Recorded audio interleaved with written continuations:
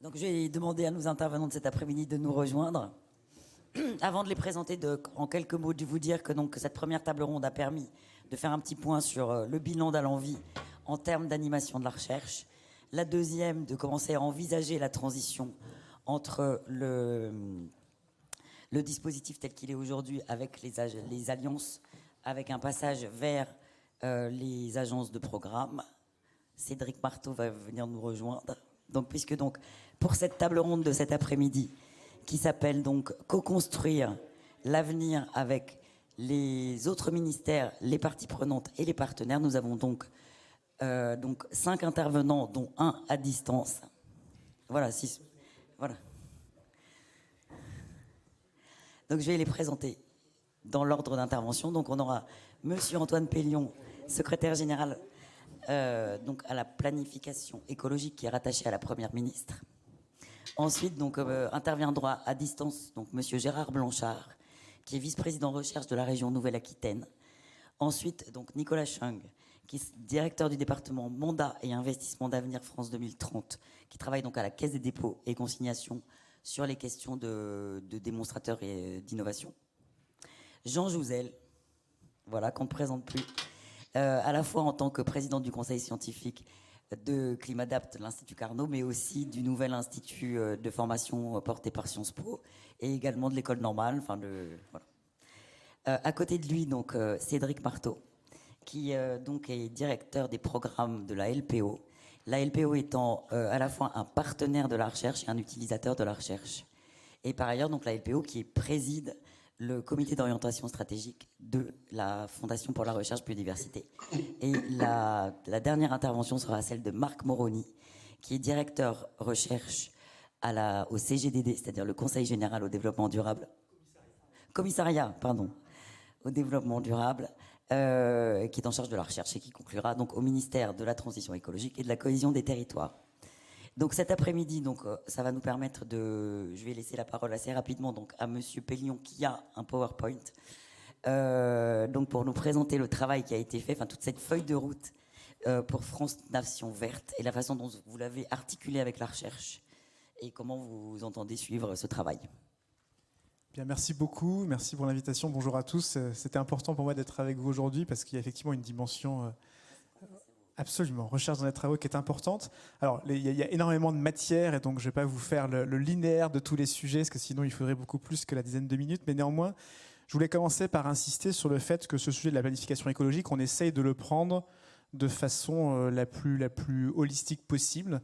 Et ce n'est pas une mince affaire, vous êtes les premiers placés pour savoir que c'est d'une grande complexité. Alors, d'ores et déjà, on cherche à intégrer les sujets qui sont à la fois bien sûr d'atténuation de baisse des émissions, les sujets d'adaptation au changement climatique, j'y reviendrai, de biodiversité, de santé-environnement aussi, qu'on met dans le même panel, et puis de gestion durable de nos ressources.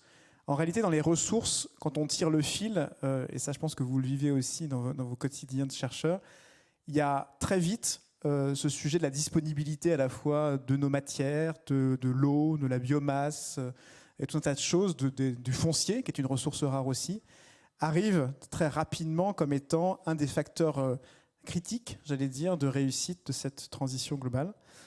Et donc j'insiste beaucoup sur ce sujet des ressources. Et puis, une fois qu'on a parlé des facteurs physiques que je viens d'évoquer, il y a bien sûr aussi le sujet de l'investissement et donc du financement de tout cela. On a bien sûr le sujet de la formation, des emplois, de l'évolution des compétences derrière tout ça.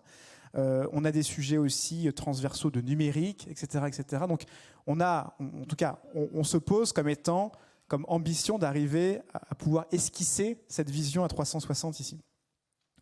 Toujours en matière d'introduction, c'est ce plan, quelque part, c'est pas le Gosplan. Le but, c'est pas d'aller depuis l'État central, de dire à chacun ce qu'il doit faire à tous les étages. Le but, c'est d'essayer de sortir des silos très thématiques pour décrire une vision d'un chemin possible. Il y a potentiellement d'autres chemins, mais d'essayer de faire un chemin qui est cohérent, c'est-à-dire qui passe par toutes les contraintes que j'esquissais tout à l'heure, de façon à ce qu'à chacun des acteurs, donc les entreprises pour leur part, les collectivités locales, l'État pour sa part, et puis les ménages aussi, quelque part, puissent agir à leur niveau, du coup, avec bien sûr toute une série d'accompagnements qu'il faut absolument renforcer. Je pense que cet élément-là, en termes de philosophie globale du plan, elle est vraiment importante. Le but étant pas de décrire ce que chacun doit faire dans les moindres détails. Je termine du coup, dernier point d'introduction. Pour l'instant, on a beaucoup concentré nos travaux, par question de priorisation, tout simplement, sur l'horizon 2030. Parce qu'il y avait déjà une marche à franchir très importante, cet horizon 2030. Et j'allais dire que c'est un horizon de temps qui peut être un peu frustrant par bien des égards, puisque finalement, il est relativement proche et donc assez immédiat. C'est demain. Et c'est d'ailleurs pour ça que du coup, les solutions qu'on a pour l'instant mises sur la table en priorité, je dirais, elles ne sont pas très innovantes, elles ne vont pas chercher dans des choses qui sont radicalement différentes, parce que le but, c'est déjà de faire avec ce qu'on a vite et massivement pour franchir cette première marche. En parallèle, c'est bien sûr de préparer le post-2030, parce qu'il se prépare dès maintenant. Il y a des choix, j'allais dire, quelque part irrémédiables, dans le bon et le mauvais sens du terme qu'on peut prendre là. Et donc, éclairer les choix de long terme qu'il faut faire maintenant, c'est aussi l'ambition du plan, et c'est quelque chose sur lequel on va maintenant beaucoup plus nous travailler dans ce temps 2. Et c'est là où, à mon sens, ça embarque beaucoup plus l'écosystème, du coup votre écosystème, dans cette préparation du post-2030, dans les réflexions du coup qu'on a indispensables pour structurer, parce que tant du point de vue, j'allais dire, méthodologique que du coup thématique avec les différents sujets, il y a beaucoup à faire en la matière. Et donc on a essayé, donc là on en a beaucoup parlé avec Sylvie Retailleau ces derniers temps, d'essayer de se dire comment on arrive à mieux reconnecter le monde de la recherche avec cette planification. Et donc ça passe par plusieurs choses, j'en cite que 2, mais il y en aurait bien d'autres. D'une part, avoir une vision assez précise de faire la connexion entre les axes d'action de cette planification et les différents travaux de recherche, en s'appuyant sur votre collectif, en s'appuyant aussi sur les futures agences de programme notamment.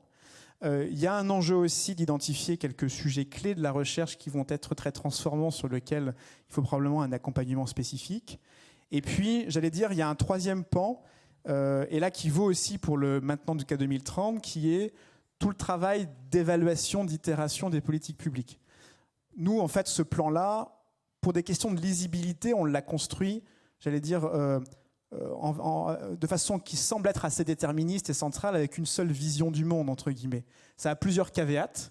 Ça veut dire que d'une part, il faut qu'on fasse beaucoup d'analyses de sensibilité pour vérifier que cette vision centrale, finalement, elle est robuste, au moins dans les premières années.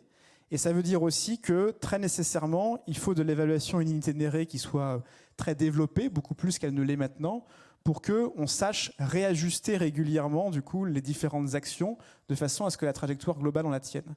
Donc, tant le sujet des données, que ces méthodes d'évaluation, etc., on a besoin de vous tous, du coup, pour pouvoir se muscler sur tout ça.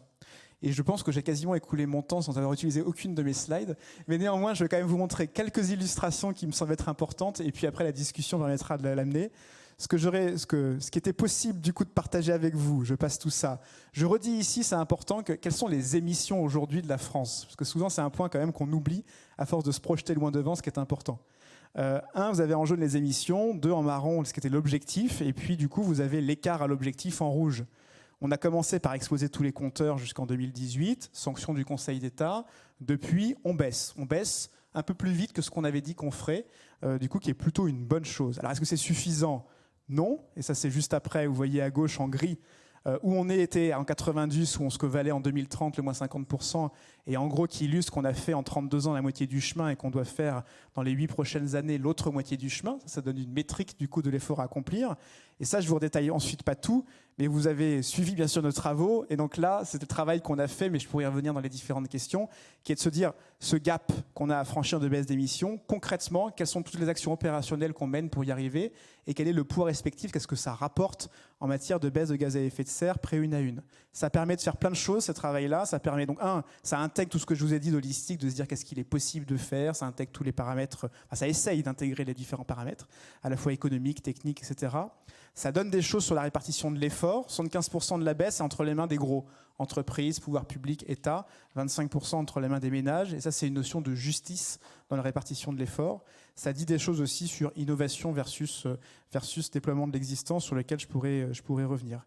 Et ça, j'insiste sur le fait que c'est à la fois ce qu'il faut faire pour baisser les émissions entre 19 et 30, mais aussi pour compenser tout ce qui va augmenter toutes choses égales par ailleurs, l'activité économique, la population, etc.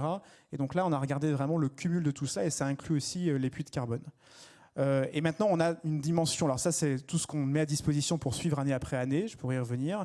Et là, on a tout un travail, et je terminerai par ça, de se dire comment dans la maille de chacun des territoires ça s'incarne finalement. Parce que cette vision nationale, elle est importante pour poser les grands équilibres, mais elle nécessite du coup qu'on regarde un peu en détail ce qui se passe concrètement sur le terrain. Donc c'est le travail des COP régionales qu'on vient de lancer. Donc c'est une maille régionale, c'est-à-dire que c'est tous les acteurs qui sont sur la maille régionale et pas uniquement le conseil régional qui va y bosser. Et on regarde concrètement comment on enlève tout ça. Alors je passe un peu sur la méthode, je vous donne quelques illustrations, mais sur lesquelles on pourra revenir. On a travaillé sur comment ce que je vous ai montré de tous les leviers, ça se décline à une maille plus locale. Ça veut dire quoi la maille de ma région en matière de transport en commun, en matière de baisse de la consommation d'engrais azotés, en matière de gestion améliorée de la forêt, etc. pour que le débat se centre non pas sur des macro-objectifs, mais sur du très concret d'action opérationnelle.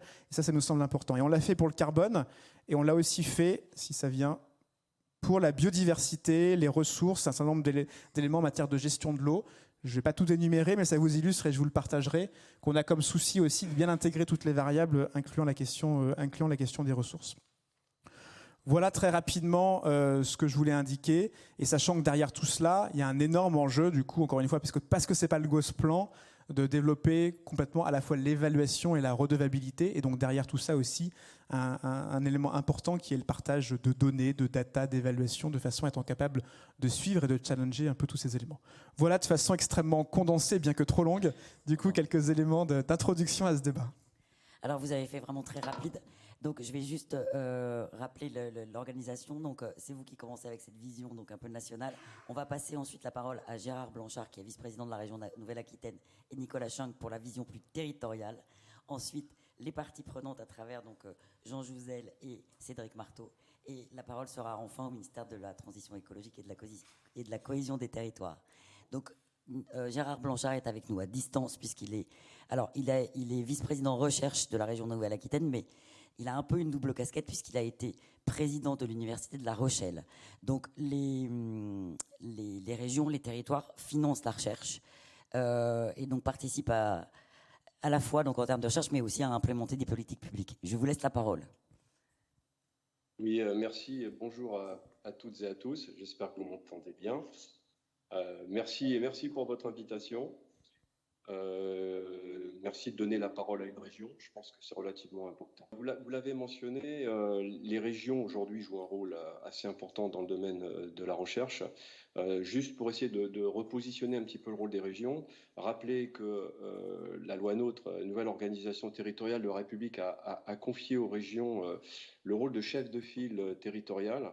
Ça veut dire qu'elles ont la responsabilité, alors ça n'entraîne aucune responsabilité hiérarchique, mais plutôt une responsabilité de coordination avec toutes les autres collectivités pour essayer de mettre de la cohérence dans l'action des collectivités à destination de la recherche et de l'enseignement supérieur, y compris de l'innovation. Et bien entendu, les régions, dans ce travail, ont développé des partenariats et des relations extrêmement fortes avec les établissements d'enseignement supérieur et de recherche. Et au-delà de cette responsabilité, vous le savez, nous avons aussi l'obligation d'élaborer un schéma régional d'enseignement supérieur de recherche et d'innovation qui, région par région, va donner évidemment des grandes orientations et une feuille de route. Donc ça veut dire qu'on est un petit peu sur le plan territorial en lien avec tous les acteurs qui interviennent d'une manière ou d'une autre, les collectivités, les établissements d'enseignement supérieur et de recherche, mais également tous les acteurs socio-économiques. Alors notre région Nouvelle-Aquitaine, et avant elle, en grande partie la région Aquitaine, a, on va dire, une habitude d'implication très forte, un engagement fort dans le soutien à la recherche. Alors pour deux raisons. La première raison, évidemment, c'est d'essayer de faire en sorte, à travers différents dispositifs de financement, c'est de renforcer les pôles d'excellence, enfin, ce qu'on peut appeler des pôles d'excellence, en tout cas ce qui fait la force des principaux pôles universitaires. Mais l'objectif aussi, c'est d'essayer de mobiliser la communauté des chercheuses et des chercheurs, les organismes de recherche, les universités, les écoles d'ingénieurs, pour essayer d'aider les collectivités dans la mise en œuvre des politiques publiques. Et il s'avère aujourd'hui que les choses ont quand même beaucoup évolué dans la qualité de la relation entre les collectivités et puis les établissements d'enseignement supérieur et de recherche. Il se fait aujourd'hui qu'aborder des problématiques générales à travers les politiques publiques, ça pose d'emblée un contexte pluridisciplinaire, interdisciplinaire. Et je pense que c'est plutôt une très très bonne chose pour la recherche. Alors évidemment, la question qui se pose, c'est comment la région s'y prend-elle pour mettre en œuvre ses compétences et puis travailler au plus près des établissements d'enseignement supérieur et de recherche. Alors, je ne vais pas évidemment détailler l'ensemble de notre politique, mais j'aimerais mettre en avant trois points, trois dispositifs qui nous permettent de travailler et de contribuer à l'effort national en matière de recherche. Premièrement, si on veut faire en sorte que notre stratégie soit cohérente, il faut mettre en place un dispositif de gouvernance. Donc depuis 2017, moi j'ai mis en place au niveau de la région Nouvelle-Aquitaine. Il faut savoir aussi qu'on était le résultat de la fusion de 3 régions, donc il fallait quand même harmoniser des politiques publiques. Il fallait pouvoir discuter avec l'ensemble des établissements, se faire le relais des politiques de l'État et en même temps articuler les politiques des autres collectivités. Et donc j'ai créé une conférence régionale pour la recherche, l'enseignement supérieur et le transfert de technologies qui se réunit de manière trimestrielle avec l'ensemble des représentants des établissements. Donc il y a les présidences d'universités, les directions générales des écoles. L'État est invité systématiquement à travers le rectorat, l'ADRARI. Bien entendu, les représentants régionaux des organismes de recherche sont présents. Et ensemble, nous définissons les grandes lignes sur lesquelles nous allons travailler. Et en particulier, j'en profite à ce moment-là pour présenter les dispositifs de financement que je peux proposer. Et deux grands dispositifs, alors au-delà de tous les dispositifs qu'on a pu mettre en place, il y a deux grandes directions qui me paraissent importantes de mentionner et puis qui, à mon avis, trouvent un écho ou sont l'écho de ce qui est en train de se passer au niveau national. Travailler beaucoup plus en coopération. Et donc, j'ai créé en 2018 donc, des réseaux régionaux de recherche dont l'objectif est de créer un espace de coopération avec l'ensemble des chercheuses et des chercheuses qui s'intéressent à une question scientifique qui est aussi une question sociétale et qui correspondent peu ou prou aux différentes politiques publiques qui sont portées par la région. L'idée, évidemment, alors on accompagne sur 5 ans. L'idée, c'est d'apporter des moyens pour animer et coordonner des réseaux. Ces réseaux sont coordonnés par des établissements d'enseignement supérieur, par des chercheuses et des chercheurs. On en a créé 16 et en particulier, on en a créé 6 dans le domaine de l'environnement, dans le domaine de la biodiversité, sur les risques littoraux, sur l'eau, sur les forêts, sur l'énergie, et puis aussi toutes les politiques publiques qui interviennent en matière, en sciences politiques, d'anticipation de l'impact du changement climatique. Donc ces réseaux sont là non seulement pour donner l'habitude aux chercheurs de travailler ensemble, mais aussi pour nous proposer des nouveaux programmes de recherche que nous pouvons financer. Et puis, il y a un deuxième type de dispositif dans le prolongement de ces réseaux de recherche qui ont été créés alors beaucoup plus récemment, puisqu'on a commencé à en créer à partir de l'année dernière. Et l'idée, là, c'est de monter de très gros programmes de recherche. Nous, on appelle ça des programmes scientifiques de grande ambition régionale, des programmes sur 5 ans qui engagent chaque fois plusieurs millions d'euros de la part de la région. L'objectif, là aussi, autour d'une question environnementale qui repose sur une politique publique, c'est de rassembler, alors généralement sur la base d'un réseau régional de recherche, mais pas toujours, l'ensemble des chercheurs et on va co-construire le programme de recherche. Donc entre ce que souhaitent faire les chercheurs et ce que nous attendons aussi de leur intervention. Et aujourd'hui, on en a lancé, pour vous donner un exemple, on en a lancé 3. Un sur les risques littoraux. L'objectif, c'est aussi d'articuler ces programmes régionaux avec les programmes nationaux, typiquement les PEPR. Si je prends par exemple sur les risques littoraux, nous avons les universités de Bordeaux, La Rochelle et de Pau et Pays de la Loire qui sont impliquées. Le CNRS est engagé, mais également le BRGM sur ce projet-là. Et vous savez que le BRGM coordonne un PEPR, le PEPR IRIMA sur les risques. Et parmi ces risques, il y a les risques littoraux qui viennent se repositionner stratégiquement aussi sur Bordeaux. Voilà, simplement pour vous montrer, c'est des gros programmes qui mobilisent l'ensemble des chercheurs, qui viennent répondre à des soucis politiques publics, qui sont co-construits et ils s'articulent avec ce qu'on va trouver au niveau national. On en a également lancé 2 dans le domaine des maladies infectieuses émergentes et puis un sur l'agroécologie. Et nous allons continuer à travailler. Et là, on va commencer à amorcer les discussions sur un grand programme sur l'eau et un autre sur l'énergie. Donc voilà un petit peu les grandes lignes de ce qu'on fait aujourd'hui au niveau de la région, pour essayer de participer aux recherches dans le domaine de l'environnement, en étant dans une logique collective de coopération et en pensant bien évidemment à articuler les autres niveaux, en particulier le niveau national, qui donne une très grandes orientations, et en exerçant aussi notre travail de coordination de l'ensemble des collectivités. Voilà un petit peu d'une manière assez globale. Alors on a d'autres dispositifs à côté, hein, classiquement des appels à projets, des chaires d'excellence qu'on va trouver un petit peu partout, mais il me semble qu'on a essayé de pousser la logique de coordination avec l'ensemble des acteurs de manière un petit peu plus forte. Et en particulier, j'attire vraiment l'attention sur l'existence de cette conférence régionale qui associe tous les acteurs, y compris l'État, et qui nous permet d'avancer ensemble et qui, si le besoin s'en fait sentir, peut être articulé ou travaillé avec évidemment les autres strates au niveau national. Merci. Je reviendrai après en vous reposant une question, mais je vais laisser la parole dans un premier temps à Nicolas Chung. Donc, vous coordonnez le programme démonstrateur d'innovation, c'est ça ? Les démonstrateurs territoriaux, oui. Bonjour à tous et merci de m'avoir invité. Donc effectivement, hein, on a déjà parlé de quelques dispositifs de France 2030 et du PIA que vous connaissez sans doute mieux, les PEPR, les LABEX, les IRT, les ITE, etc. Nous ne faisons rien de tout cela à la Caisse des dépôts.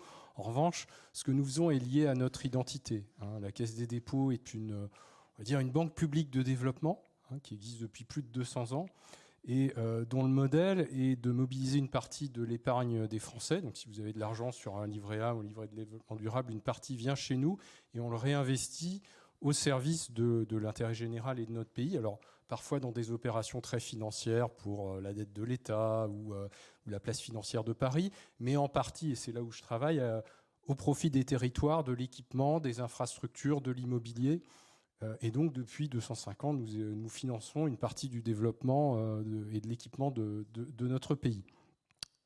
Alors, ça tombe bien, la transition écologique et énergétique requiert une quantité faramineuse d'investissement. On va pas rappeler les conclusions du rapport Pisani-Ferry-Mahfouz, mais la Caisse des dépôts a d'ailleurs annoncé récemment que sur les 300 milliards d'investissements supplémentaires qui seraient nécessaires d'ici 2030, on était prêt à en mobiliser 100. Donc on peut aider à faire un tiers du chemin.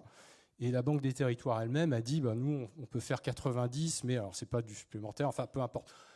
On peut faire une part importante du chemin avec les ressources dont nous disposons pour massifier, déployer des solutions qui sont déjà, je dirais, avérées. Donc effectivement, dans une logique 2030, court terme, avec ce qu'on a, comme disait Antoine Peillon.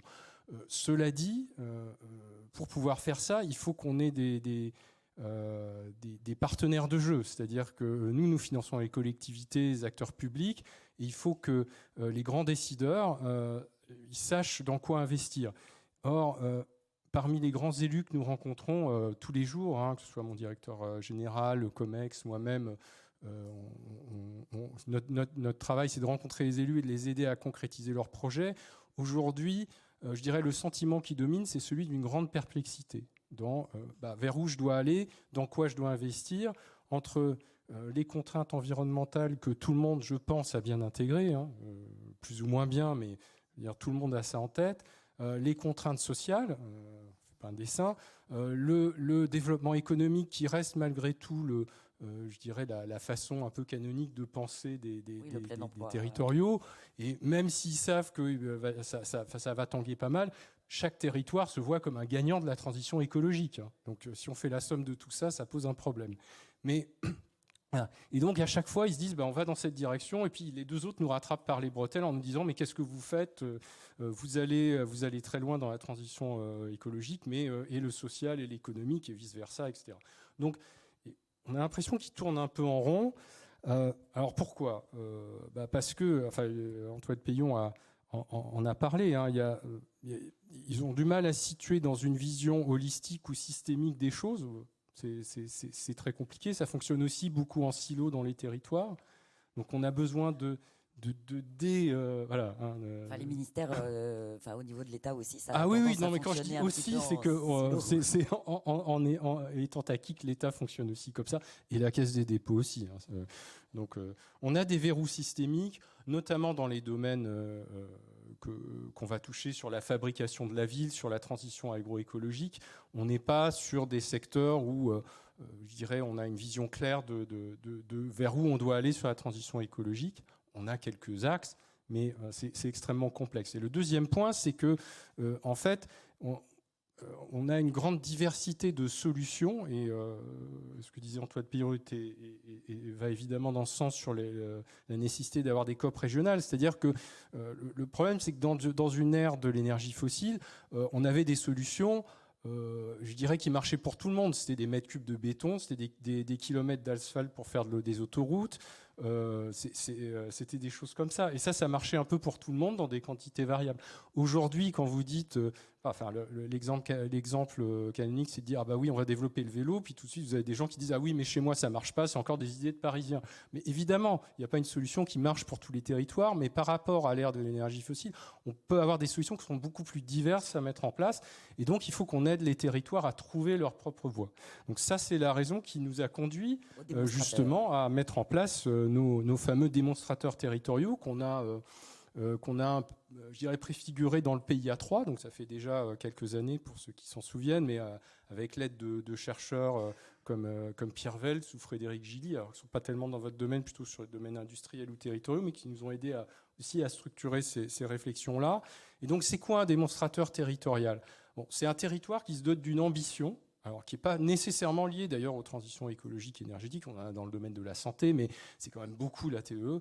On peut avoir des ambitions. Alors, par exemple, en Nouvelle-Aquitaine, on a un démonstrateur sur la viticulture dont l'ambition est divisée par 2 les intrants phytosanitaires en, alors, je sais plus, c'est 5 ou 6 ans, donc Vitirève. On a un autre à La Rochelle, justement, sur la décarbonation de l'industrie et des mobilités, où à chaque fois on se donne, voilà, on dit vers où on veut arriver. On a un certain nombre d'axes stratégiques, donc 2 ou 3 grands axes qu'on va labourer pour essayer d'y arriver. Le troisième point, c'est un partenariat et une gouvernance, c'est extrêmement important, c'est comment on embarque l'ensemble des forces vives du territoire, parce que, je dirais, ces transitions vont re-questionner, voire bouleverser des chaînes de valeur, des relations contractuelles, opérationnelles, économiques entre les différents acteurs, et donc il va falloir faire un peu de chamboule-tout et retrouver des équilibres régionaux. Et c'est ça qui est extrêmement compliqué, c'est quels sont les bons équilibres à retrouver, comment on gère les perdants, voilà, comment on fait un peu de transfert avec les gagnants, etc. Et enfin, donc, de l'innovation, parce que c'est la partie France 2030, on a bien conscience que ça ne résout pas tout, mais c'est la partie dont on est chargé, donc des programmes d'innovation, mais des innovations de toute nature. Il y a évidemment de l'innovation technologique, mais il y a aussi de l'innovation de service, il y a de l'innovation d'usage, il y a de l'innovation d'organisation économique, etc. Et c'est tout ça qu'on va mettre en place dans nos différents territoires. Donc aujourd'hui, ça représente quoi ? 300 millions d'euros sur la ville durable, on a 39 lauréats, on a évidemment des grandes métropoles comme Bordeaux, Nantes, Lyon, Marseille, mais on a aussi des petites villes comme Saint-Sulpice-la-Forêt, Comana, Saint-Hilaire-de-Bretmas, je ne sais pas si vous savez où c'est, mais voilà, il y en a un certain nombre qui sont des villages de moins de 1000 habitants. Hein. Voilà. Et c'est important d'avoir, c'est vraiment un objectif qu'on s'est donné, c'est d'avoir une représentation de la diversité des territoires français, et pas que les métropoles, qui étaient un peu je dirais les clients habituels du PIA, parce que ingénierie, voilà, moyens pour monter des dossiers. Et puis, pour le moment, on a une quinzaine de lauréats pour la transition agricole et alimentaire, donc à la fois dans l'amont agricole et dans l'aval sur l'alimentation territoriale. Là aussi, on a des abords de grandes métropoles, on a des zones extrêmement rurales, on a une quinzaine de lauréats. On est en train de choisir la dernière vague, donc on aura une grosse vingtaine, donc 300 millions pour la ville durable et 150 millions pour la transition agroécologique. Alors, l'intérêt de ces projets, parce que pour faire le lien avec la recherche, c'est qu'on leur donne du temps et on leur impose même de prendre du temps pour maturer leurs projets, c'est-à-dire faire les études, poser leurs projets, je dirais challenger leurs ambitions, leur manière de faire, aller plus loin et le plus loin possible dans les différents axes stratégiques qui se sont fixés. Et pour ça, ils ont entre 18 mois et 3 ans. pour faire des études et aussi pour mobiliser des chercheurs. On a demandé dans les dossiers à ce que la recherche soit mobilisée. Alors la recherche, ça peut être de la recherche directement sur des technologies ou les technologies de l'environnement, donc plutôt des disciplines de sciences dures. Mais ça peut être aussi les SHS parce qu'on va voir, on veut qu'ils embarquent tous les sujets de transformation des usages, de transformation des comportements, d'évolution des modèles économiques, etc. Et enfin, le sujet, alors je dirais très vite parce qu'en fait, on a déjà parlé, c'est l'évaluation. Et là aussi, ils embarquent nécessairement une brique d'évaluation parce que là, on est plus en mode exploratoire, mais l'important, c'est qu'ils puissent avoir une évaluation itinérée qui leur permette de, comme on dit dans le monde des startups, de pivoter de manière assez agile au fur et à mesure de leur projet, parce que ce sont des projets qu'on finance sur 5 ans, voire 8 ans pour les projets de construction de ville, parce que faire un bout de ville, ça prend du temps. Voilà. Donc voilà, on a ces démonstrateurs aujourd'hui qui sont en cours de déploiement, et je dirais, on serait ravis d'inclure un certain nombre d'entre vous, de vos structures, dans les projets de nos lauréats qui sont en cours de maturation. Voilà, et même, alors un des sujets du débat de ce matin, c'était par rapport à la définition donc il y a en projet la définition d'agences de programme qui vont se substituer à Allons-y, qui était une libellule, c'est-à-dire une structure légère et très informelle qui réunissait donc l'ensemble des organismes de recherche, les universités, et qui, à travers, donc on donnait un petit peu des impulsions, enfin je parle sous le contrôle des délégués généraux et du président et de toute la communauté, mais qui donnaient comment dire, qui proposait à la communauté de se constituer en groupe de travail informel, toujours léger, pour produire des prospectives et éventuellement dire ce serait bien ensuite aller voir l'ANR, etc., pour proposer des appels à projets, des programmes de recherche, etc. Et un des sujets, c'est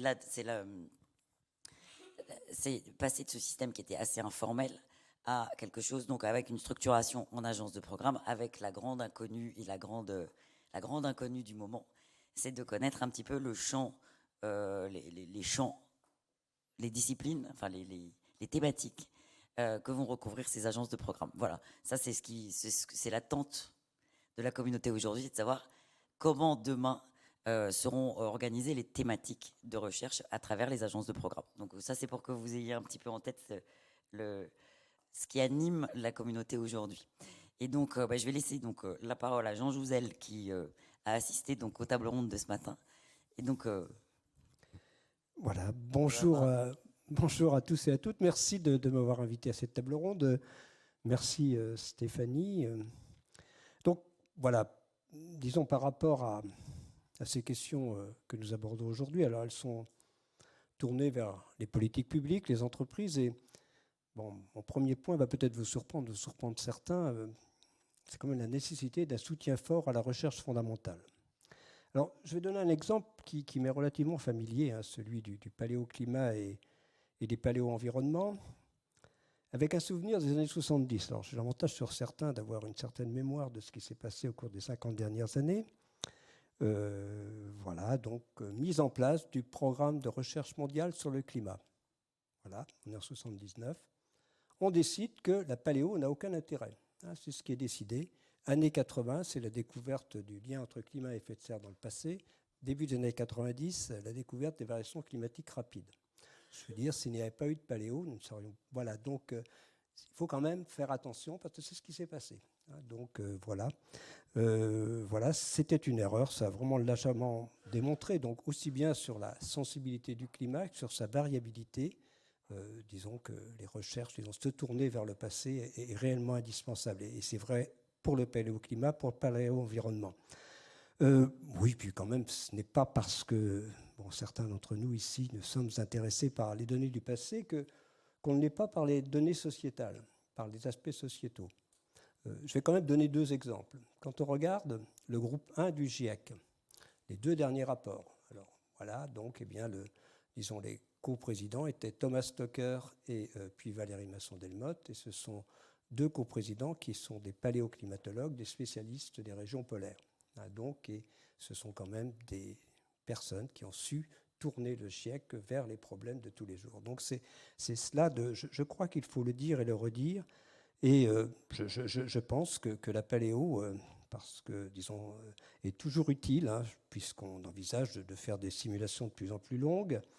Voilà, maintenant d'intégrer la dynamique de la dynamique de l'océan profond, des calottes de glace, la réponse des écosystèmes. Voilà tout ce qui est mis en évidence. Par exemple, la fonte du Groenland il y a 400 000 ans, alors que l'interglaciaire était à peine plus chaud qu'aujourd'hui, pose question. Hein, donc voilà, ce sont des questions qui sont apportées par ce regard vers le passé. Voilà, quand on parle de risque d'irréversibilité, quand on parle de tipping point, de point de non-retour, eh bien, il faut savoir ce qui s'est passé à ces échelles de temps. Donc c'est un message assez clair.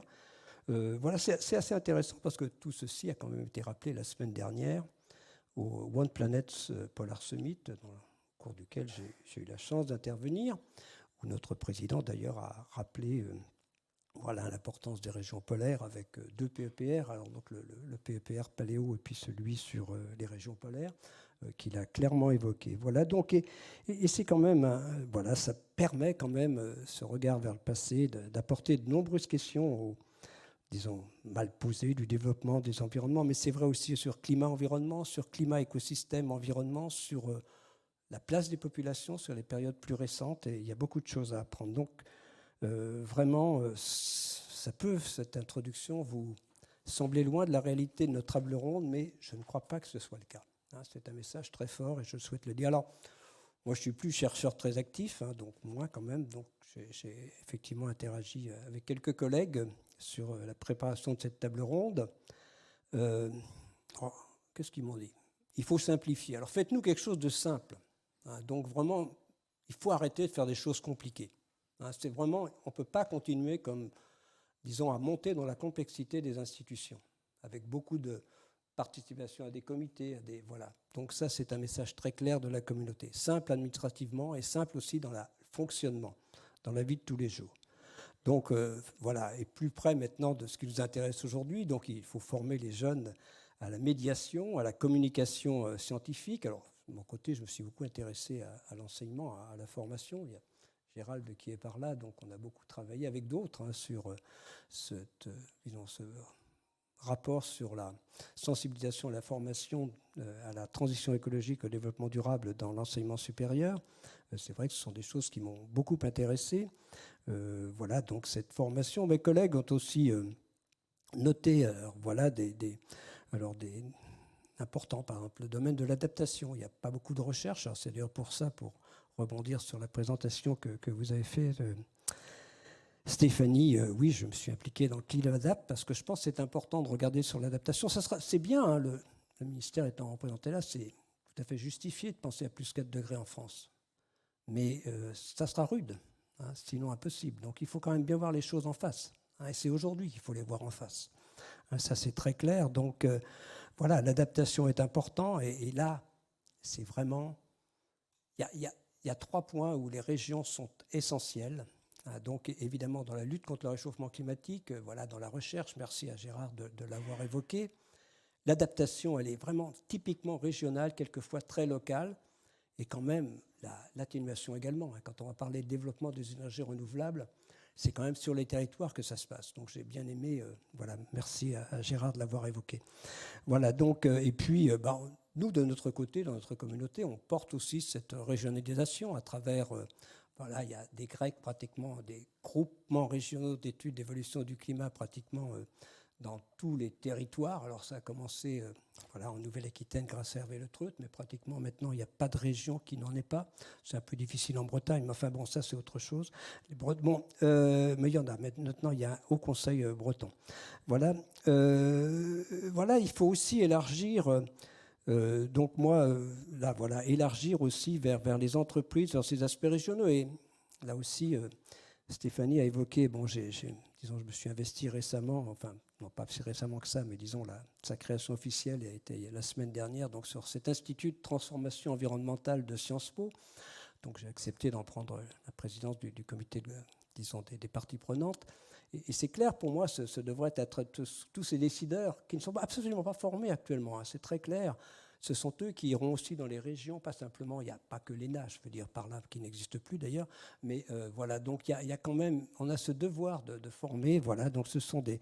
Et puis, voilà, mais moi je suis vraiment aussi en phase avec cela, donc et je terminerai, la discussion avec les politiques ne suffira pas, et un de mes collègues me dit clairement, il faut engager toutes les structures de l'État, des collectivités, des entreprises, des syndicats, des collectifs de citoyens.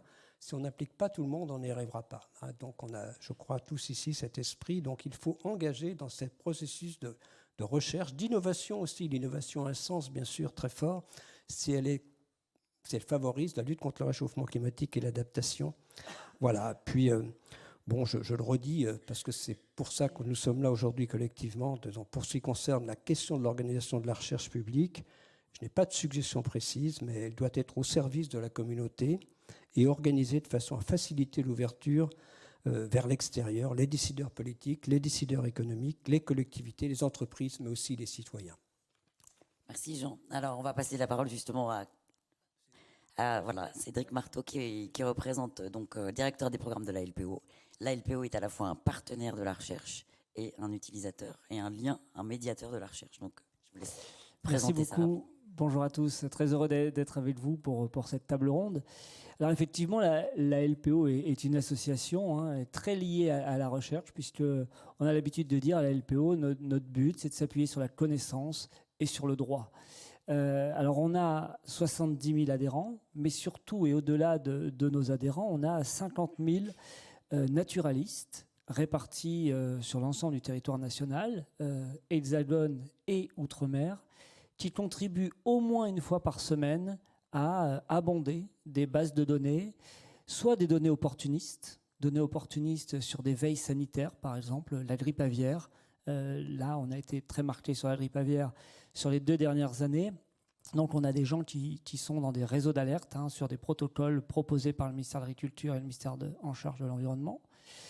On a aussi, et de plus en plus, des données protocolées. C'est ce qui nous intéresse évidemment le plus, avec le CNRS, avec le muséum. Et donc, on mobilise dans les territoires ces 50 000 personnes, citoyens que l'on forme et que l'on coordonne, parfois que l'on rémunère en fonction des différents protocoles qu'on leur fait suivre. Et ils vont nous servir à faire remonter évidemment des indicateurs très précis que l'on utilise ensuite à l'échelle européenne, notamment pour les engagements des États membres sur des directives comme la directive Habitat ou la directive Oiseaux. Donc ça, c'est quelque chose qui marche plutôt très bien, et c'est une main tendue aussi aujourd'hui à vous dire venez vérifier cette expertise, venez apprivoiser cette expertise. Aujourd'hui, on a une vingtaine de personnes au sein de la LPO. On est 350 salariés à la LPO Maison Mère. Et on a une vingtaine de personnes, tous formés dans les universités, tous docteurs en biologie ou en biologie de la conservation, biostatisticiens, qui travaillent sur ces approches. Le deuxième niveau, évidemment, c'est de faire le relais sur la science. On rappelle souvent le droit sur la base des constats scientifiques.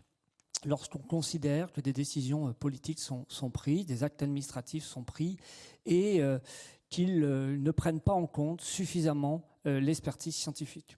On a donc des recours très régulièrement posés. Le prochain sera sur les dauphins, où on a une expertise scientifique qui nous dit voilà ce qu'il faudrait faire pour réduire les captures de dauphins. Et donc, en fonction des actes administratifs qui sont pris, la LPO, en tant qu'association, se donne le droit de faire rappeler, en tout cas de faire apprécier par le Conseil d'État souvent, sur la base des constats scientifiques, l'acte administratif. Donc ça, c'est vraiment un deuxième volet important. On est aussi pourvoyeur de sciences, on s'interroge, notamment 2 exemples, les néonicotinoïdes.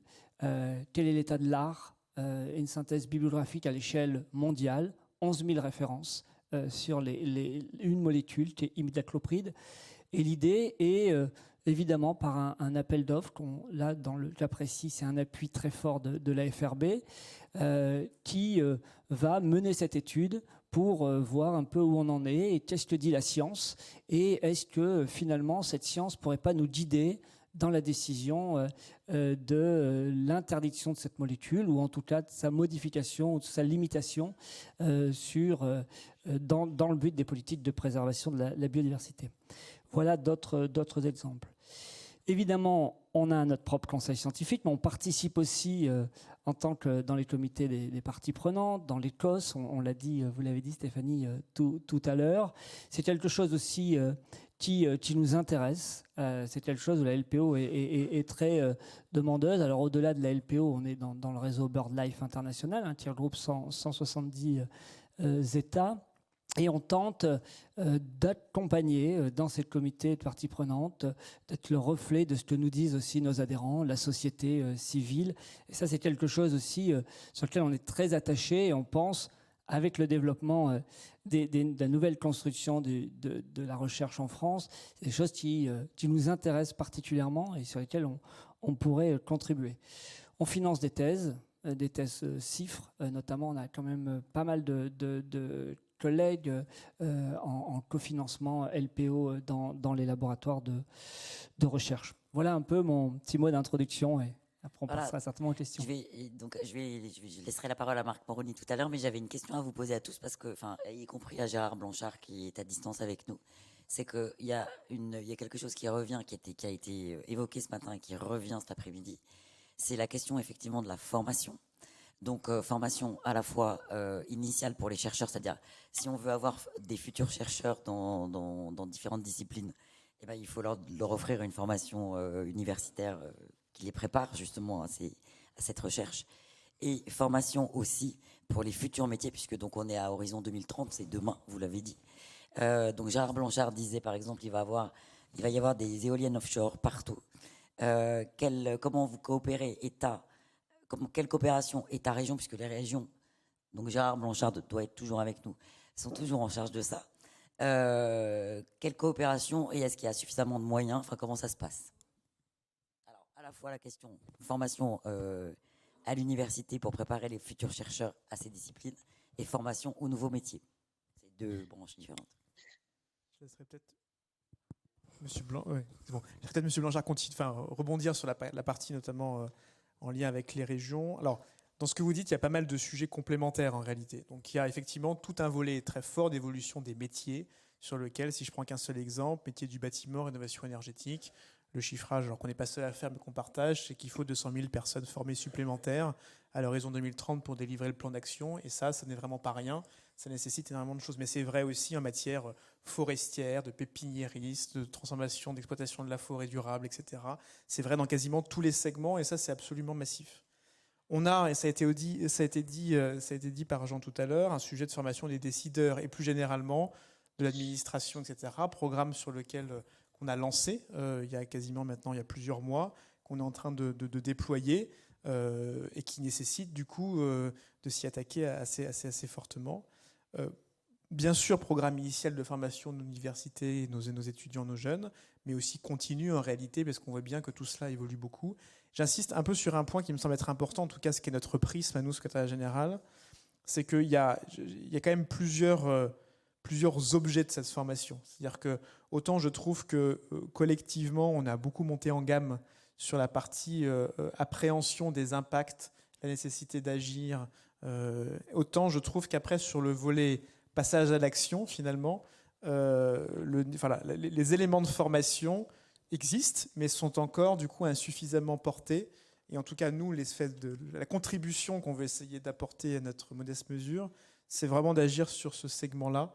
Donc on est en train à la fois, vis-à-vis d'ailleurs des étudiants, mais aussi des fonctionnaires au sens large, d'essayer d'apporter des briques assez opérationnelles, très liées à ce que j'ai montré. Et ça s'accompagne aussi côté pouvoir public, et ça permettra de laisser la parole à Gérard, qui est le sujet de toute la formation professionnelle, la montée en puissance des OPCO, l'adaptation, etc. Sujet qui est très, très au pilotage, même au pilotage assez direct par les régions. Et je vous laisse la parole.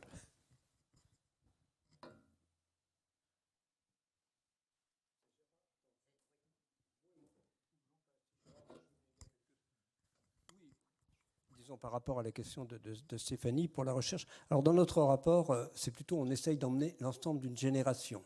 vers cette transition qui est très large. Elle n'est pas simplement, c'est pas simplement le climat, la biodiversité, l'écologie, c'est aussi vraiment le mode de fonctionnement de la société, les aspects sociétaux. La transition, elle est vraiment, comment on l'appelle, socio-écologique. Vraiment, on ne peut pas dissocier ça. C'est comment on prépare les jeunes d'aujourd'hui au monde de demain. Et ça, c'est quand même bien l'objectif. Et bon, je pense qu'il y a besoin. Alors, moi, j'ai l'espoir qu'en formant en sensibilisant, effectivement, il y aura beaucoup plus d'intérêt aussi pour la recherche. Alors, aussi bien vers la recherche que, si toute une génération est formée, que vers les métiers. Hein. Donc voilà, moi, je vois bien les jeunes sont intéressés aussi par les métiers qui sont évoqués ici, y compris. Voilà, j'ai une petite fille qui s'intéresse aux renouvelables et qui veut faire ça. Donc, voilà. Donc, donc c'est plutôt ça que des formations spécifiques vers la recherche, mais on dit aussi qu'il faut effectivement que dans tout le cursus de recherche, ces problèmes soient bien évoqués, y compris pour des chercheurs d'autres disciplines. Hein, bien sûr, il n'y a pas que les chercheurs des disciplines, je dirais, environnementales au sens large. Tout le monde doit être concerné. Un médecin doit être concerné par ces aspects, y compris. Et puis voilà, il y a aussi toute, cette formation tout au long de la vie. Donc, je crois, c'est évoqué, même si les métiers ils sont aussi évoqués, mais pas de façon si spécifique. Il y a effectivement d'autres rapports sur la formation au métier, et c'est extrêmement important. Je ne sais pas si c'est Gérard qui dit quelque chose. Je ne sais pas si Gérard Blanchard avait quelque chose à ajouter sur la formation. Oui, bien sûr. J'ai pas mal de choses à ajouter. En fait, alors les régions s'intéressent plutôt à la partie formation professionnelle, on est d'accord. Mais je pense qu'on a aussi un rôle important à jouer puisque les lycées un petit peu sont sous pas la partie formation, mais en tout cas l'organisation des lycées est également sous l'autorité des régions et puis depuis peu l'orientation. Et je pense que tout ça c'est un point important. Et notre implication aujourd'hui consiste plutôt avec les autres acteurs, y compris l'éducation nationale, l'enseignement supérieur, les entreprises, à essayer de constituer des écosystèmes de formation et d'innovation autour de champs de compétences. Je vais prendre juste un exemple, parce qu'on est très impliqué sur ce sujet-là, quelque chose qui s'appelle Ferrocampus, qu'on est en train de mettre en place à Saintes, en Charente-Maritime, où l'idée est de mettre en place un système de formation qui va depuis avant le bac jusqu'au niveau ingénieur sur toute la filière du ferroviaire. L'idée, évidemment, c'est d'attirer les jeunes pour aller vers ces domaines de compétences. Alors ça couvre évidemment toute la question de la motorisation, la dédiélisation des trains, la décarbonation, mais également la question des matériaux, avoir des trains moins lourds, la question de la signalisation qui est extrêmement importante. Donc oui, là encore, ce sont des questions pluridisciplinaires. Et là, l'idée, c'est d'aller chercher des jeunes sur les territoires qui sont peut-être même plutôt dans des formations professionnelles et technologiques et les amener progressivement vers l'enseignement supérieur, les BTS, mais également vers des licences pro et pourquoi pas faire l'articulation avec des formations d'ingénieurs qu'on est en train de mettre en place. On fait la même chose dans le domaine des énergies renouvelables. Vous avez raison de l'avoir mentionné tout à l'heure. L'installation d'ici 2030 d'un parc éolien offshore au large de l'île d'Oléron, c'est 1 gigawatt installé, probablement multiplié par 2, pose la question des compétences dont vont avoir besoin les industriels pour faire la maintenance. Alors il y a l'installation, mais il y a surtout la maintenance. On est sur des systèmes d'exploitation pour 30 ans. De la maintenance opérationnelle. Je représente aussi la communauté d'agglomération de La Rochelle dans les instances, tout ce qui est groupe socio-économique autour de la mise en place de ces dispositifs. Et la principale préoccupation, c'est de savoir comment on va former les milliers, voire parfois les dizaines de milliers d'ingénieurs et de techniciens supérieurs dont ces filières vont avoir besoin dans les années à venir. Donc vous voyez, on est en 2023, presque 2024. Ces parcs vont émerger à partir de 2030. Ça nous laisse juste le temps de faire l'ingénierie, de mettre en place les formations et d'avoir les premières promotions. Je vais prendre un autre exemple. Je citais tout à l'heure les réseaux régionaux de recherche. J'en ai cité en particulier sur la biodiversité. Ce réseau vient juste de nous rendre un rapport où il a, à l'échelle de la région Nouvelle-Aquitaine, recensé toutes les formations, quel que soit le niveau dans l'enseignement supérieur, qui parlent de biodiversité. Voilà, donc c'est un petit peu à travers l'ensemble de ces dispositifs qu'on essaye d'être utile. Merci. Donc Nicolas Chung, il y a un PIA, c'est ça? Oui, dans le prolongement des propos de Gérard Blanchard, effectivement, ça c'est l'autre partie de ce qu'on gère la Caisse des dépôts sur le PIA, c'est effectivement toute la partie financement de la formation professionnelle et continue aux nouveaux métiers. Et d'ailleurs, était cité le Ferrocampus de Saintes. C'est un campus des métiers et des qualifications qui a été financé par le 3e PIA. À cet égard, je voudrais quand même rendre hommage aux régions parce que historiquement, ce sont quand même elles qui ont porté au tout début ce mouvement de rapprochement entre l'enseignement initial, la formation professionnelle, les filières. Et c'est vrai que maintenant, je dirais dans France 2030, on est passé à la vitesse supérieure puisqu'aujourd'hui, on a un grand appel à projet que certains d'entre vous connaissent qui s'appelle Compétences et métiers d'avenir, 2 milliards d'euros pour financer la mise en place de nouvelles formations métiers d'avenir. Alors, l'ANR, évidemment, s'occupe des chercheurs, donc j'en parlerai pas, mais nous, on s'occupe justement des techniciens. On parlait des techniciens des éoliennes, des techniciens agricoles dans les nouveaux systèmes agricoles. Ça peut être les ouvriers qualifiés dans les usines de batterie. On sait bien que ça peut être des verrous et des freins à l'accélération des transitions qui sont nécessaires. Donc, voilà, donc ces appels à projets sont ouverts. Si vous êtes intéressé, n'hésitez pas à nous contacter. C'est encore ouvert pendant au moins 1 an. Merci beaucoup. Alors, je signale qu'il y a des gens qui nous suivent à distance et que donc on fera tout à l'heure. Je vais laisser la parole à Marc Moroni. Donc, mais préparez vos questions pour après. Donc, je vous laisse. C'est notre dernier intervenant dans cette table ronde. Donc, préparez vos questions. Bonjour à tous. Je suis ravi d'être avec vous à cet AG à l'envie. Je pense que je vais apporter un regard qui est un tout petit peu différent, puisque effectivement c'est la présence d'un représentant gouvernemental, d'un ministère, mais qui n'est pas le ministère de la Recherche. Est-ce qu'on peut passer la... Oui, il suffit de le demander. Voilà, merci. Et voilà. Voilà, donc le CGDD a un positionnement qui est un tout petit peu particulier.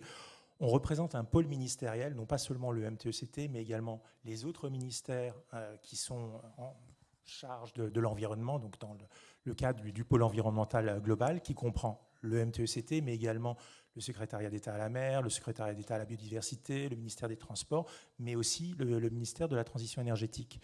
Voilà, en fait, tous ces ministères, en tout cas une grande partie d'entre eux, ont une particularité d'avoir un gros besoin d'expertise et de connaissances scientifiques pour définir et mettre en œuvre les politiques qui sont portées par notre pôle environnemental, notre pôle ministériel. Alors, c'est donc une structure qui est transversale entre ces différents ministères, mais qui travaille en appui de 5 directions métiers au sein de ce pôle ministériel environnemental. Bon, je peux les citer relativement rapidement. La direction générale de l'aviation, la direction générale énergie-climat, la direction eau et biodiversité, la direction générale infrastructure, transport et mobilité, la DGPR pour les risques et le secrétariat général qui est compétent pour toutes ces DG. Et notre particularité, c'est donc on est compétent sur tous ces sujets et on porte un peu la recherche pour ces différentes directions métiers qui souvent ont les financements. Donc le CGDD a rarement des financements dédiés pour financer la recherche. Par contre, on fait le lien avec les directions métiers qui pourront le faire. Et on travaille évidemment avec toute une série de ministères, évidemment avec le MESR, mais également avec le MASA, enfin le ministère de l'Agriculture, le ministère des Affaires européennes. C'est lequel? C'est le vert? Ouais, c'est le... Ok, bon, ça va, j'en suis encore là. Le ministère des Affaires étrangères, le MINARM, le ministère de l'Économie, l'Outre-mer, la Santé, le SGPE, et bien sûr le SGPI. On parlait des actions de France 2030 il y a 2 secondes. Et tout ceci pour vous dire que le CGDD contribue à la définition de toute une série d'actions spécifiques, donc de stratégies, de plans, qui comprennent un volet recherche qui est souvent assez conséquent. Sur le volet santé, environnement, biodiversité, on a le PNSE 4, la stratégie nationale de biodiversité, Ecophyto 2, le plan pollinisateur, le suivi de l'IPBES, et j'y viendrai un tout petit peu plus tard. On en parlait aussi il y a quelques instants. On a une priorité nationale sur One Health qui avait été déjà définie avant 2016, qui a pris davantage d'ampleur, évidemment, avec la Covid, et qui nécessite un effort particulier parce qu'on a aujourd'hui un peu de mal à le faire vivre, que ce soit au niveau national, européen ou international. Au-delà des questions de priorité, il faut voir comment on arrive à définir des actions spécifiques, et on n'est pas toujours arrivé à aller aussi rapidement et aussi efficacement que ce qu'on voudrait. Sur la partie énergie-climat, on a la stratégie nationale bas carbone, la stratégie nationale recherche en énergie, le suivi du GIEC. D'ailleurs, je fais un petit lien avec ce que disait Jean Jougel tout à l'heure. Demain demain se réunit le bureau du GIEC et on va essayer de définir quels vont être le programme de travail de la R7 et en particulier ce qu'on pourrait définir comme programme transversal qui prendra en compte atténuation et adaptation, avec aujourd'hui pas mal de délégations nationales qui évoquent la question des points de bascule et aussi des événements extrêmes à probabilité limitée. Donc c'est peut-être quelque chose... Bon, je ne veux pas anticiper ce qui sera dit demain, mais voilà, c'est vraiment un sujet qui nous tient à cœur et qu'on tient à pousser. Voilà, oula, pardon. Sur les autres sujets qu'on peut évoquer qui sont dans nos scopes, il y a l'observation satellitaire, Copernicus, le plan d'application satellitaire qu'on porte, la question des ressources, notamment la question des ressources en eau. Là, j'y viendrai peut-être en disant 2 mots là-dessus. Également sur l'océan, où là aussi j'en dirai un mot dans 2 secondes. Une question aussi qui nous intéresse tout particulièrement, mais qui n'a pas nécessairement un sujet enfin en tout cas une stratégie qui soit bien définie, c'est les sciences de la durabilité, qui est une démarche un peu nouvelle pour le CGDD et pour lequel à l'envie c'était aussi pas mal mobilisé. On avait notamment mis en place, enfin organisé une conférence au début de la présidence française de l'Union européenne à laquelle avaient participé plusieurs organismes de l'envie, l'IRD notamment. Donc on n'a pas de stratégie bien définie là-dessus, mais c'est vraiment un sujet qu'on porte fortement, qu'on voudrait essayer de développer, qui fait d'ailleurs l'objet de PEPA. Je ne sais pas si on en a discuté ce matin, je suis désolé, je n'avais pas pu participer, mais je crois qu'il était question peut-être du PEPR Transform ou Habitabilité. Non, ce matin, on a eu 2 exemples magnifiques. Donc, le premier, c'est sur les risques, oui, avec IRIMA. Oui. Et le deuxième, c'était One Water, au bien commun, présenté par Dominique Darmondrail. Très bien. Bon, en tout cas, il y en a d'autres sur lesquels on se positionne, qui existent déjà ou qui sont en cours de concrétisation, donc celui-ci. Et on a mis en place une CSA, avec d'autres pays, sur les questions de durabilité, et qui fait l'objet d'une CSA, c'est CASRI. Donc c'est un projet aussi qu'on porte assez fortement. Pour faire aussi relativement court, j'aimerais quand même donner quelques éléments sur les sujets qui nous paraissent vraiment importants. Enfin, en donner quelques éléments. C'est pas les seuls, mais bon, on peut pas balayer tous les sujets. Et pour lequel l'apport des sciences et le lien avec les organismes de recherche nous paraît particulièrement important. Alors, il y a la question des sciences océaniques, où on a une contribution des organismes de recherche à la fois au niveau national, avec nous, que ce soit au comité national mer et littoraux, et également au COMER, donc qui dépend du CNML, le comité spécialisé pour la recherche marine. À l'envie, on était membre, et donc on espère qu'on pourra continuer à travailler sur ces sujets-là ensemble. Donc ça, c'est un petit peu au niveau national. On a également, vous l'avez mentionné, One Water et des projets spécifiques sur l'océan, mais ça se décline aussi au niveau international, avec la commission océanographique intergouvernementale, qui est compétente sur les sciences océanographiques, auxquelles on participe et on porte avec d'autres ministères et l'IFREMER cette action, et également les actions de la décennie qui sont en lien avec la commission océanographique intergouvernementale. D'ailleurs, Je mentionne le sujet puisque la semaine dernière devait se tenir un colloque de la décennie à Brest, et puis pour des questions de climat. Le Polar Summit peut-être, non? Non, mais c'est surtout qu'il y a eu de gros dégâts à Brest, et le colloque devait se tenir à Brest, et donc on a été obligé de le reporter. Donc il se tiendra probablement en février à Brest, enfin je l'espère, avec le musée océanographique. Voilà, sur la question océan qui nous paraît un sujet assez important. Il y a la question de l'eau aussi, en fait des ressources globalement, mais de la ressource en eau, avec là deux sujets spécifiques qu'on porte beaucoup avec les organismes de recherche. On a lancé avec la DGLN et la DEB une démarche, la démarche BRIO, qui était là pour identifier un cadre de travail stratégique pour mettre en évidence les besoins sur la gestion en eau et préparer en fait c'est un outil d'accompagnement et d'influence. C'est pas un guichet de financement, mais c'est un sujet qui est censé orienter à la fois nos actions en identifiant les besoins et en déclinant des ambitions à partir de cette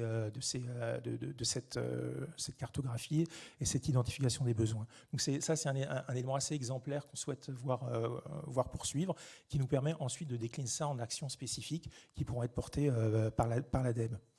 Un autre sujet aussi connexe à la gestion de l'eau, c'est le projet Explore 2, qui fait suite au projet Explore 1, qui là, c'est un consortium qui est porté par l'INRAE et l'Office international de l'eau, qui rassemble beaucoup d'organismes de recherche. Le CNRS était partie prenante, l'INRAE aussi, et qui doit décliner à un niveau fin, régional, différents scénarios de variation du climat et l'impact que ça a au niveau local. Donc pour moi, c'est vraiment aussi un exemple vraiment très utile de ce qu'on peut faire et de ce que notre ministère, enfin notre pôle ministériel souhaitera développer.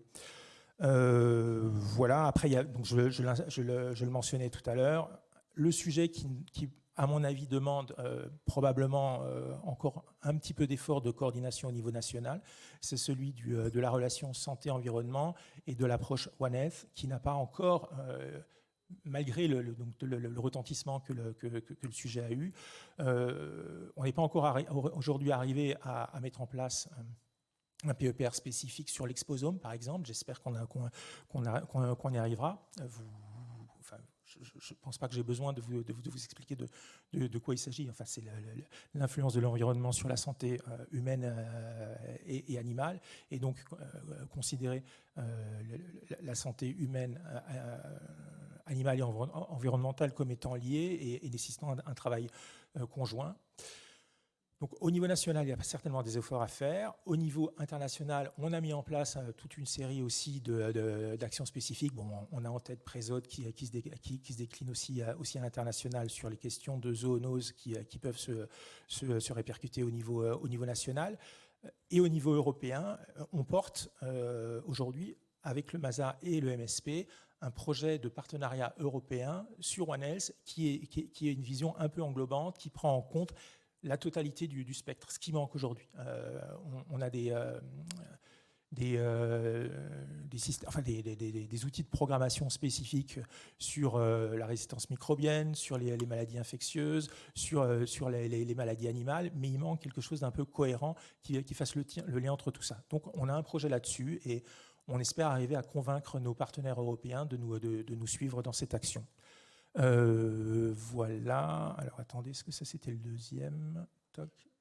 Oui. Bon, je reviens en arrière. Bon, c'est pas grave. Donc, j'ai fait à peu près le tour des sujets. Simplement, la question sur laquelle je souhaite insister, c'est que pour nous, ce lien avec les ONR est particulièrement important parce que c'est vraiment ça qui nous nourrit pour définir nos priorités, les faire vivre, les faire évoluer, et que la nécessité de coordination est particulièrement importante, à la fois très en amont pour mettre en place des projets de prospective, mais également dans la déclinaison dans des actions très spécifiques. Bon, voilà. Voilà, rester à la fois ciblé et souple quand même, c'est ça, avec l'idée de pouvoir créer des programmes des programmes ad hoc quand vous en avez besoin. Peut-être une question pour le SGPE, le secrétariat général à la planification écologique. Alors j'ai noté déjà que vous parliez de transformation écologique et non de transition. Je trouve que c'est joli, c'est-à-dire que ça affirme davantage la volonté puisqu'une transition on peut revenir en arrière, une transformation une fois que c'est fait, normalement on reste sur la bonne voie. Donc vous avez dit 2030, c'est une échéance par rapport aux enjeux climat. C'est aussi une échéance en termes d'objectifs du développement durable, puisque donc on est à mi-parcours des ODD.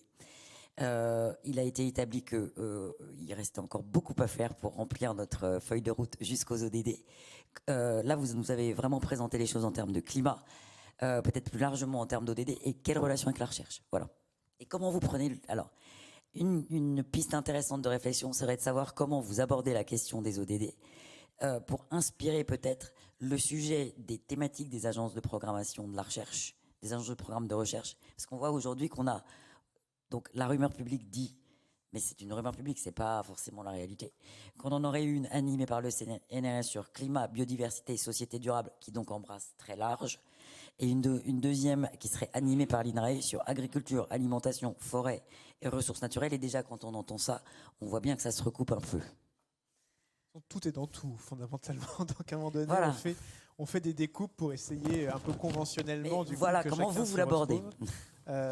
Alors, peut-être déjà sur le sujet, il n'y a pas que le climat dans la vie et plus généralement les objectifs de développement durable. Je pense que c'est quelque chose que je partage. Alors, c'est mon point d'introduction, de dire que du coup, l'enjeu biodiversité, l'enjeu ressources et finitude des ressources, on vit dans une planète finie et pour l'instant, on explose les limites, si je le dis de façon plus directe.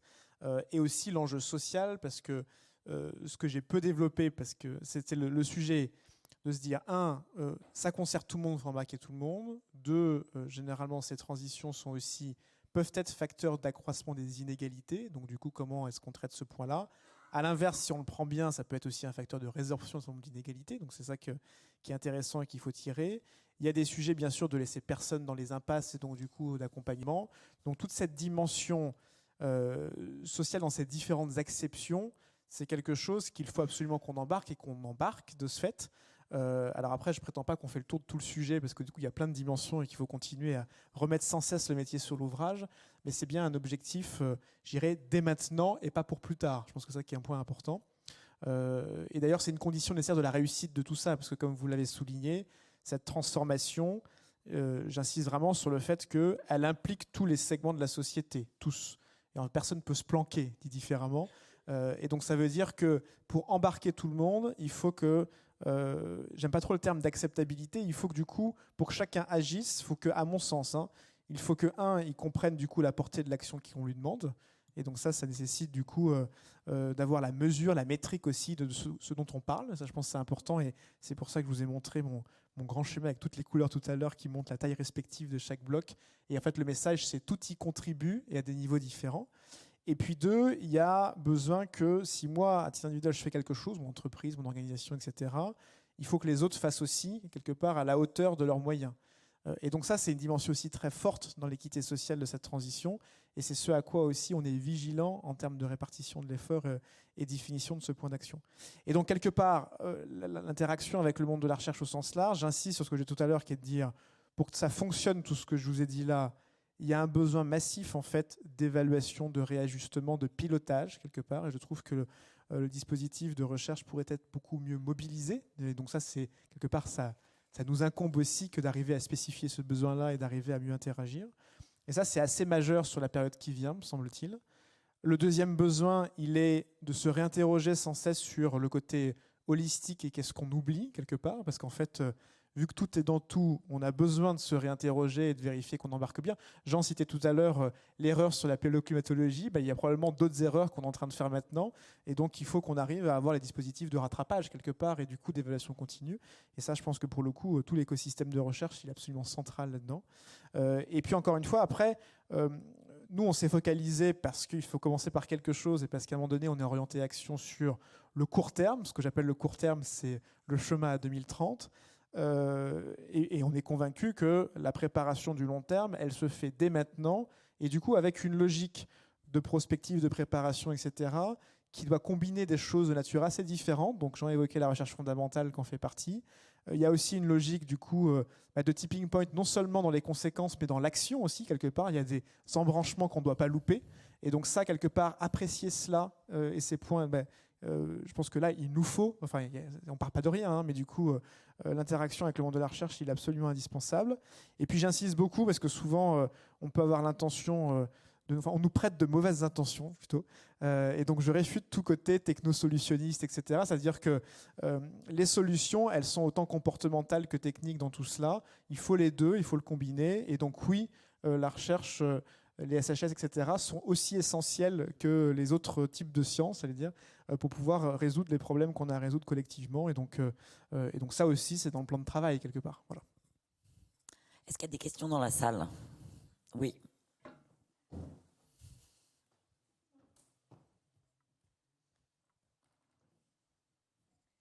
Merci. Donc, Denis Gouvet, président de la FRB, Fondation pour la recherche sur la biodiversité.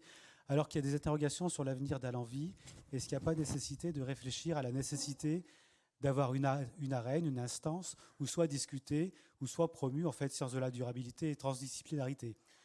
Je prendrai simplement un exemple. Il y a plus de 20 ans, l'université de Harvard a investi de manière massive sur les sciences de la durabilité. Et maintenant, on voit que PNAS, la revue de l'Académie des sciences américaines, est vraiment un modèle dans ce domaine-là. Et que de ce point de vue-là, il y a un retard à rattraper de la part de la France et de l'Europe. Et donc, est-ce qu'il n'y a pas nécessité d'avoir une impulsion un peu plus, je veux dire, plus résolue, en l'occurrence, effectivement, autour de ce nœud sciences de la durabilité et transdisciplinarité? L'aspect diffus dont vous avez parlé, il est évidemment extrêmement important, mais il n'est peut-être pas suffisant.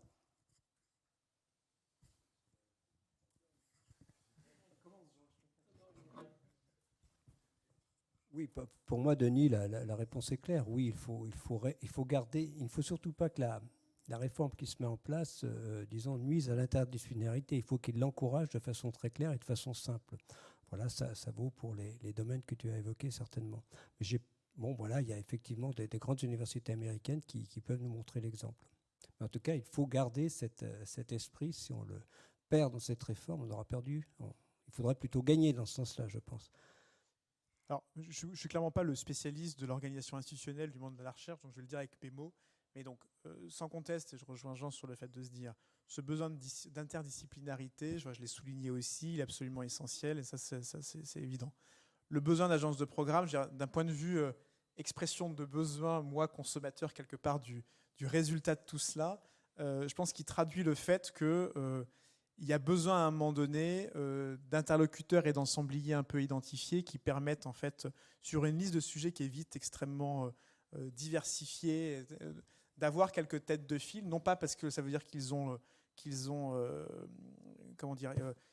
les seuls à être aux manettes, mais quelque part qui permettent de faire ce travail de coordination et de le formaliser un peu, parce qu'on voit que là, on est dans un besoin de cinétique rapide, et donc sur lequel il faut un peu organiser cela.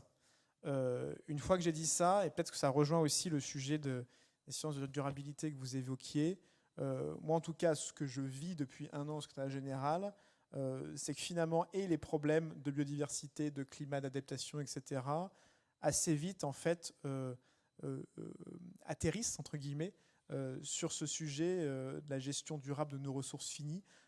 Et donc, de ce fait, cette façon-là de prendre le sujet, je vais prendre un exemple très concret, en matière de décarbonation, je dirais, de long terme, et donc d'atteindre la neutralité carbone. Pour l'instant, on voit bien qu'on a une impasse absolue sur les sujets de combiner, en matière de transport longue distance, par exemple, les e-fuels versus l'aérien, versus la biomasse, versus nos ressources en énergie, etc., ça ne boucle pas. Donc on peut le prendre par tous les bouts.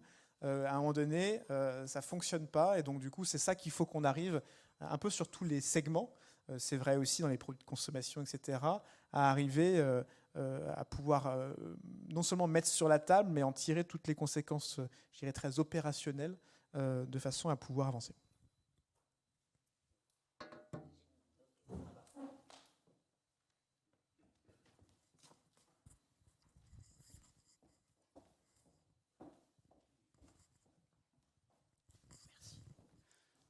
Bonjour, Jean-François Bourrier de l'IFREMER et co-animateur du GT Océan d'Allenvie. Ma question, elle est assez simple et elle porte sur la planification écologique. Les laboratoires de recherche sont très concernés par la décarbonation. Beaucoup sont impliqués dans la démarche Labo 1.5 pour tenir les accords de Paris. Et certains sont même au niveau des actions. Et on voit des comportements très différents entre ceux qui considèrent que leur recherche ne doit pas être est très importante et ne doit pas être contrainte, et puis d'autres qui disent est-ce que ma recherche vaut le coup de cette émission de carbone. En parallèle de ça, on a parlé d'infrastructures de recherche ce matin. La plus grande infrastructure de recherche sur l'environnement, c'est la flotte océanographique française, et on est en train de faire sa prospective axée sur la décarbonation. Et les bateaux, c'est des bateaux qu'on construit pour 40 ans, donc les bateaux qu'on va construire maintenant, il faut qu'ils soient innovants pour justement tenir cette trajectoire. Et autant l'Europe a une position claire avec une trajectoire du pacte vert qui est assez clairement définie depuis longtemps, autant la France, c'est beaucoup moins clair. On a lu dans des rapports du début d'année des réductions à 2%. On entend la SNBC, la stratégie nationale bas carbone, à 4%. Le président de la République récemment a parlé de 5% de réduction. Donc ma question, elle est claire, parce que pour nous, aussi bien pour les labos que pour nos infrastructures de recherche, c'est très important de savoir où aller dans 40 ans ou dans 50 ans. Et donc, est-ce qu'il y aura une trajectoire claire, et quelle sera cette trajectoire pour la recherche ? Alors, en matière de décarbonation, enfin, la trajectoire qu'on a mise sur la table, elle est maintenant pour moi très claire. Et donc, elle passe par un point de baisse de 55% d'émissions nettes de nos émissions à l'horizon 2030 et neutralité carbone 2050. Sur le point 2030, on a fait le travail de la décomposition secteur par secteur, quelle est la décomposition de chacun, et donc aussi du sujet, alors c'est flotte maritime au sens large, mais du coup, ça donne quand même une métrique du niveau de décarbonation. Et on part du principe, c'était mon propos tout à l'heure, on n'est pas le ghost plan, c'est-à-dire qu'on fixe la trajectoire infrasectorielle. Après, chaque acteur fait le travail du coup d'articulation avec ça. Donc vis-à-vis, par exemple, là, on descend à la maille de flotte, entre guillemets. Ensuite, la question qui se pose après pour aller un cran plus loin, c'est quels sont les types de décarbonation et quelles sont la mise en cohérence nécessaire. Je m'explique. Ah, pareil, mon sujet, c'est un peu l'équivalent de mon sujet de e-fuel tout à l'heure. C'est-à-dire que si jamais on décarbone les flottes via des biocarburants, par exemple, assez vite, on va avoir des problèmes de disponibilité de biomasse et donc de volume. Et donc, il faut arriver à faire ce bouclage matière-là. C'est ça qui nous conduit à dire qu'on hiérarchise les usages d'ailleurs de la biomasse parce qu'il n'y en aura pas pour tout le monde et qu'il faut du coup privilégier... En fait, la stratégie, finalement, à la fin, si je devais la résumer, c'est à chaque fois qu'on a une alternative, je veux dire, électrique, hydrogène, on la privilégie, alors sachant que même la première, c'est la sobriété devant tout ça, mais une fois qu'on le fait, c'est cela. Et pour certains types de mobilité, il va y avoir un transitoire assez long parce que du coup, la solution techno, elle n'est pas encore disponible ou facilement accessible, économique accessible. Et donc, dans ces cas-là, il vaut mieux passer par une phase de transitoire plutôt de bioénergie, qui peut prendre d'ailleurs plusieurs années, qui peut être un peu conséquente, qui a le bon goût du coup d'avoir moyennement d'adaptation de motorisation pour pouvoir continuer à le faire, et qui permet de faire et qui est cohérente avec le bouclage global, parce que par ailleurs, et j'en arrête là, si je regarde d'un point de vue macro, vu qu'on est en train de décroître la consommation de carburant par électrification des véhicules, cette fois-ci, on libère des volumes, en tout cas à titre transitoire de biocarburants, qu'on peut réutiliser pour les mobilités un peu plus lourdes. Et c'est ça l'architecture d'ensemble, je ne rentre pas dans tous les détails là, mais qui permet d'accompagner ces transitions et qu'on a mis, je pense, assez clairement sur la table. Alors, quand je dis nous, on est rattaché à la Première ministre, donc c'est un travail interministériel, et puis c'est ce qu'il y a dans la SNBC 3 là, qui arrive sur la table et qui correspond à la description des différentes évolutions sectorielles, ce qui concerne, en tout cas pour ce qui concerne la France.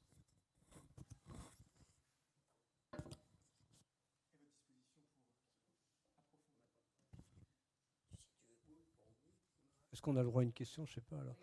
Non, mais d'abord, pour disons, rebondir sur l'aspect régional, c'est vrai qu'il y a un point que je m'étais promis d'évoquer, c'est celui de l'observation et évidemment du rôle important des observatoires des sciences de l'univers. Mais bon, je suis navré, ma question est de nouveau, c'est quand même 5% qu'il faut faire, Antoine. Soyons clairs, parce que dans ce débat, le Haut Conseil pour le climat est très clair, si on veut arriver, c'est 5%. Il ne faut pas changer de discours, c'est 5% par an. Et moi, la question était, j'ai salué la planification écologique, il n'y a pas de problème, elle est bien construite. Bon, comment on fait adhérer les entreprises, comment on fait adhérer les collectivités, c'est ça qui m'intéresse. Parce qu'on voit bien que c'est difficile à faire, c'est tout. Oui, parce que la question, c'est est-ce qu'on vit vraiment dans le vrai monde? Ah, mais 2 points là-dessus. Peut-être juste pour rebondir sur ton point sur 5% par an, c'est tout à fait juste. C'est juste, par contre, précision en moyenne sur la période. Et de ce fait, on a fait le calcul, alors on l'a pas rendu public, mais on pourra le partager, qui est qu'en fait, tout ça n'est pas linéaire. Et donc, du coup, il y a une forme d'accélération de la baisse des émissions. Donc, en réalité, si je me benchmark sur 24, c'est plutôt de l'ordre de 4% et c'est plutôt un 6% de fin de période. Et par rapport à ça, je le précise parce que du coup, le CITEPA vient quand même de sortir les mesures annuelles 2023 et on est à 4, quelque chose %. Donc, de ce fait, on est quand même globalement, c'est pas du tout un tout va bien, etc. Mais je veux dire, on est on track par rapport à ça, c'est ça que je veux dire. Alors ensuite, je partage ton point qui est de dire en fait tout ça a de sens que si on ne se raconte pas des choses en chambre et que c'est la vraie vie derrière. Et ce que j'ai dit, c'est que la moitié d'ailleurs des baisses sont entre les mains des entreprises, un quart des collectivités, un quart des ménages. Donc globalement, c'est que des acteurs qui ont leur propre autonomie, et tant mieux comme ça, et qui doivent s'en saisir. C'est pour ça que s'agissant, alors et je pense que Gérard Blanchard ne dira pas le contraire, les collectivités n'ont pas attendu l'État avant de faire plein de choses. Et donc c'est bien. Donc par contre, le travail de COP régional qui s'engage, il va permettre du coup de rentrer aussi dans le concret, non seulement des choses sont déjà faites concrètement, mais la question c'est est-ce qu'on est à la bonne vitesse, sujet par sujet, et donc du coup comment tout cela on le met en cohérence. Et donc c'est ce travail très précis là qu'on engage avec les COP régionales, sur lequel pareil, je pense que ça vaudra le coup qu'on continue l'échange là-dessus. Sur la partie des entreprises, il y a un peu de niveaux. Je pense qu'il y a quand je dis entreprise, ça ne veut pas dire forcément qu'uniquement les industries et leurs process. J'y mets la logistique, j'y mets le tertiaire, la gestion des déchets, la production d'énergie, etc. Quand on les prend point à point, il y a pas mal de choses sur lesquelles la bonne nouvelle, avec plein de guillemets, puisque par ailleurs l'énergie est de plus en plus chère, c'est qu'il y a un business model et que du coup elles y vont d'elles-mêmes sur un certain nombre de sujets. Ça c'est assez facile. Puis après il y a le reste. Le plus dur pour moi, et c'est sur lequel je crois beaucoup au travail régional, c'est tout ce qui va être la logistique, le fret, etc. Parce qu'en fait c'est beaucoup d'émissions. Et ça, c'est pas simple du coup d'avoir les leviers très concrets parce qu'en fait, c'est toujours le donneur d'ordre qui est ailleurs et donc quelque part, c'est difficile à piloter. Et puis après, il y a tout un champ énorme du coup qui commence à monter très fort, qui est ces entreprises qui s'engagent parce que elles doivent rendre des comptes à la fois à leurs salariés, à leurs actionnaires, etc., sur la compatibilité de leur trajectoire à un scénario. Donc là, le travail qu'on a avec les SBTI et autres, qui sont ceux qui travaillent là-dessus, et qui généralement font des références à des trajectoires mondiales, c'est comment est-ce qu'on travaille pour faire des références à la SNBC, à des trajectoires très concrètes qui concernent notre territoire, de façon à ce que, à la fois, c'est les entreprises vis-à-vis de leurs mandants ou de leurs salariés, parce que du coup, je pense que du coup, une des forces de transformation très fortes des entreprises, c'est aussi les attentes des salariés, puissent opérationnaliser ces transformations. Donc nous, on agit d'un point de vue aussi réglementation, mais tout ne peut pas passer par la réglementation, sinon on bloque le système et en fait on fait des crises qui au final font qu'on fait 3 pas en arrière. Et donc il faut combiner réglementation, incitation, sanctions le cas échéant, mais aussi initiative individuelle, et c'est ça aussi qui est tout l'enjeu de cette mobilisation globale. Nicolas Chung. Oui, en complément, effectivement, alors sur la partie collectivité, c'est un peu ce que je disais en introduction. Nous, on va s'occuper de faire un choc d'offres de financement. Voilà, mais ça existe. Mais je veux dire, il faut un cadre, et donc effectivement, les COP régionales vont être extrêmement importants pour rassurer, je pense, les décideurs territoriaux sur la trajectoire. Une fois qu'on aura ça, on pourra les aider. Après, il y a des choses aussi, des signaux qu'on peut donner sur ce qu'on ne fait plus. Il y a des projets. C'est pas du tout dans la culture de la Caisse des dépôts de dire non à des élus parce qu'on considère qu'ils sont légitimes pour décider de leur projet, et pas nous. Mais par contre, quand les élus aujourd'hui viennent nous voir pour le grand contournement de telle métropole ou l'extension de tel aéroport, ça nous fait des gros débats et on a tendance de plus en plus à leur dire non, on ne fera pas ça. Donc ça donne des signaux assez forts. Sur les entreprises, il y a un point que je n'ai pas cité, c'est qu'on a un certain nombre de filiales aussi dans des secteurs qui sont historiquement carbonés. Je pense à Transdev, à la Compagnie des Alpes dans le ski, qui est plus carboné, c'est difficile, ou ICAD qui fait des bureaux. On leur a donné comme consigne de nous sortir des trajectoires de degrés. Enfin, 1,5 degré, on sait que ça va être compliqué, mais 2 degrés. Et donc, il y a une logique aussi d'exemplarité au sein du groupe qui, on espère, va entraîner aussi l'ensemble des secteurs dans lesquels nous sommes présents. Merci. Alors, je sais qu'Antoine Peillon a un agenda chargé. Merci de nous avoir accordé du temps, mais je sais que vos collaboratrices ont bien insisté. C'est 16h départ. Donc, on va vous libérer, mais par contre, je voulais laisser la parole à Cédric Marteau qui voulait dire un mot. Merci beaucoup. Oui, merci beaucoup. Moi, je voulais insister sur l'équilibre entre le climat et la biodiversité. C'est vrai qu'on le dit de façon un peu générale, mais on voit bien que sur la biodiversité, on est encore très loin de fixer des cibles. On parle de freiner l'érosion de la biodiversité, ce qu'on n'arrive toujours pas à faire. Et on est très loin de cibles très précises en disant, voilà, on sait... je prends un exemple sur les populations d'oiseaux des plaines agricoles, parce qu'on va parler de formation, on a parlé de formation. On est dans une diminution de 60% en moyenne. On n'a aucune idée de à quel moment la tendance va s'inverser. Et si, à l'horizon 2030, on pourrait se dire, bon, ben, essayons de regagner 10% de la population par rapport aux années 80. La dernière grosse publication qui est sortie et qui fait l'objet de... qui a englobé l'ensemble des sciences participatives, notamment ces 800 millions d'oiseaux perdus sur les 40 dernières années à l'échelle de l'Europe, 20 millions d'oiseaux toujours en perte actuellement à l'échelle de l'Europe, et on n'a toujours pas de cap. L'enjeu de la biodiversité et de la formation dans la temporalité, c'est l'agriculture. Je pense que l'enjeu de l'agriculture, il est majeur. Aujourd'hui, on a à peu près 45% de la terre agricole qui va changer de main dans les 10 ans. On est dans une échéance extrêmement courte.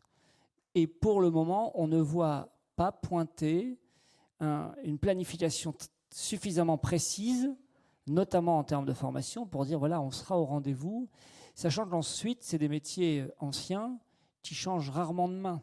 C'est-à-dire, une fois que les gens sont installés, ils ont des pratiques et ils sont très difficiles à transformer leurs pratiques, on le voit. Hein. Et là, on sent une résistance absolue. Et Antoine est parti, mais dans le portage interministériel. Et on sent qu'il y a encore dans l'organisation interministérielle des chapelles sur lesquelles on n'a pas accès. Et malgré l'effort de la recherche, malgré les plans de diminution des intrants, enfin malgré voilà, plans de diminution, éco-phyto, il y en a etc. eu quand même. Et l'accompagnement de la recherche. Mais donc je pense qu'il faut redoubler encore d'efforts. C'est un peu l'appel des associations comme la nôtre, parce qu'on a besoin vraiment de la recherche et une recherche très, très poussée sur ces thématiques. Nous ne réussirons pas sans l'éclairage et surtout sans la pertinence de la science. Les associations ne peuvent relayer de manière cohérente et pertinente que si les choses ont été clairement publiées, travaillées. Et ça, c'est vous qui le faites. Et nous, on a besoin de ça pour se faire le relais et pour parfois aller jusqu'aux juridictions pour faire respecter le droit, y compris le droit européen. Merci de cet appel. Donc peut-être un dernier mot de monsieur. Voilà, allez. Juste un mot très très rapidement pour appuyer votre prise de parole. En tout cas, c'est une position qu'on porte assez fortement. Et on a mis en place des études scientifiques collectives avec le CNRS, avec l'INRAE en particulier. Il y en a une qui va être lancée sur l'utilisation des plastiques dans l'agriculture. Donc c'est quelque chose sur lequel on compte réellement travailler. Alors, on n'a pas de réponse aujourd'hui et il n'en reste pas moins qu'il y a une discussion interministérielle avec des intérêts qui peuvent être un peu divergents en fonction des parties prenantes, mais en tout cas, c'est quelque chose qu'on porte vraiment. Voilà. S'il n'y a pas de questions dans la salle. Donc on prend une dernière question. Et puis ensuite, on laissera la parole à François Ollier pour la conclusion. Bonjour, donc Livio Casella, je suis chargé d'affaires européennes pour INRAE, donc je viens parler un peu d'Europe. Comment vous pensez l'articulation avec l'Europe de toutes ces questions-là? Je pense que par exemple le rôle de l'Alliance Avicent avait tendance à servir de l'Alliance pour pouvoir porter une politique européenne française. C'était moins le cas à l'envie, même s'il y avait une volonté de le faire. Je me dis que toutes les initiatives dont vous avez parlé, en fait, il y a souvent des contreparties et des réalités au niveau européen. Donc comment vous pensez cette articulation-là? C'est une question un peu longue, désolé pour... C'est surtout que c'est plus une question pour les... C'était soit une question pour ce matin, parce que là aujourd'hui, enfin là tout de suite maintenant, c'est pas vraiment, ils sont pas à même de répondre. Voilà. Vous pouvez peut-être. Oui, il y a un portage institutionnel pour ces questions-là. En fait, on a un triptyque qui est mis en place avec des représentants au comité de programme qui discutent à Bruxelles la construction du programme européen. Horizon Europe aujourd'hui. On a des groupes thématiques nationaux qui font la part belle à tous les organismes de recherche, mais également dans certains cas avec des industriels, et qui comprend aussi la relation avec les points de contact nationaux qui sont les réseaux descendants qui diffusent l'information vers les porteurs de projets potentiels pour les informer de ce qui est mis en place. Voilà, ça c'est juste la structure au niveau institutionnel qui existe. Maintenant, ça ne suffit pas. Il y a également toute une série d'instances où on a également les grands organismes de recherche qui sont présents à Bruxelles et qui peuvent contribuer. On a des experts nationaux détachés au sein de la commission qui peuvent aussi apporter des éléments. En fait, il n'y a pas de réponse unique et je pense qu'on a vraiment tout intérêt à partager l'information ensemble pour avoir une vision globale et être plus fort et appuyer aux différents niveaux pour faire évoluer les positions et lancer des programmes qui nous intéressent. Je parlais de One Health tout à l'heure, c'est un sujet qui est vraiment important. On s'est appuyé sur une EJP qui est portée par l'ANSES. À côté de ça, on discute avec nos partenaires des autres pays pour s'assurer qu'on arrive à pousser et à faire avancer les sujets qui nous paraissent réellement importants. Mais il n'y a pas de réponse unique. Est-ce qu'on a bien répondu à votre question? Eh bien, merci. Merci à tous. Merci à tous, vraiment, de ces interventions. Et donc,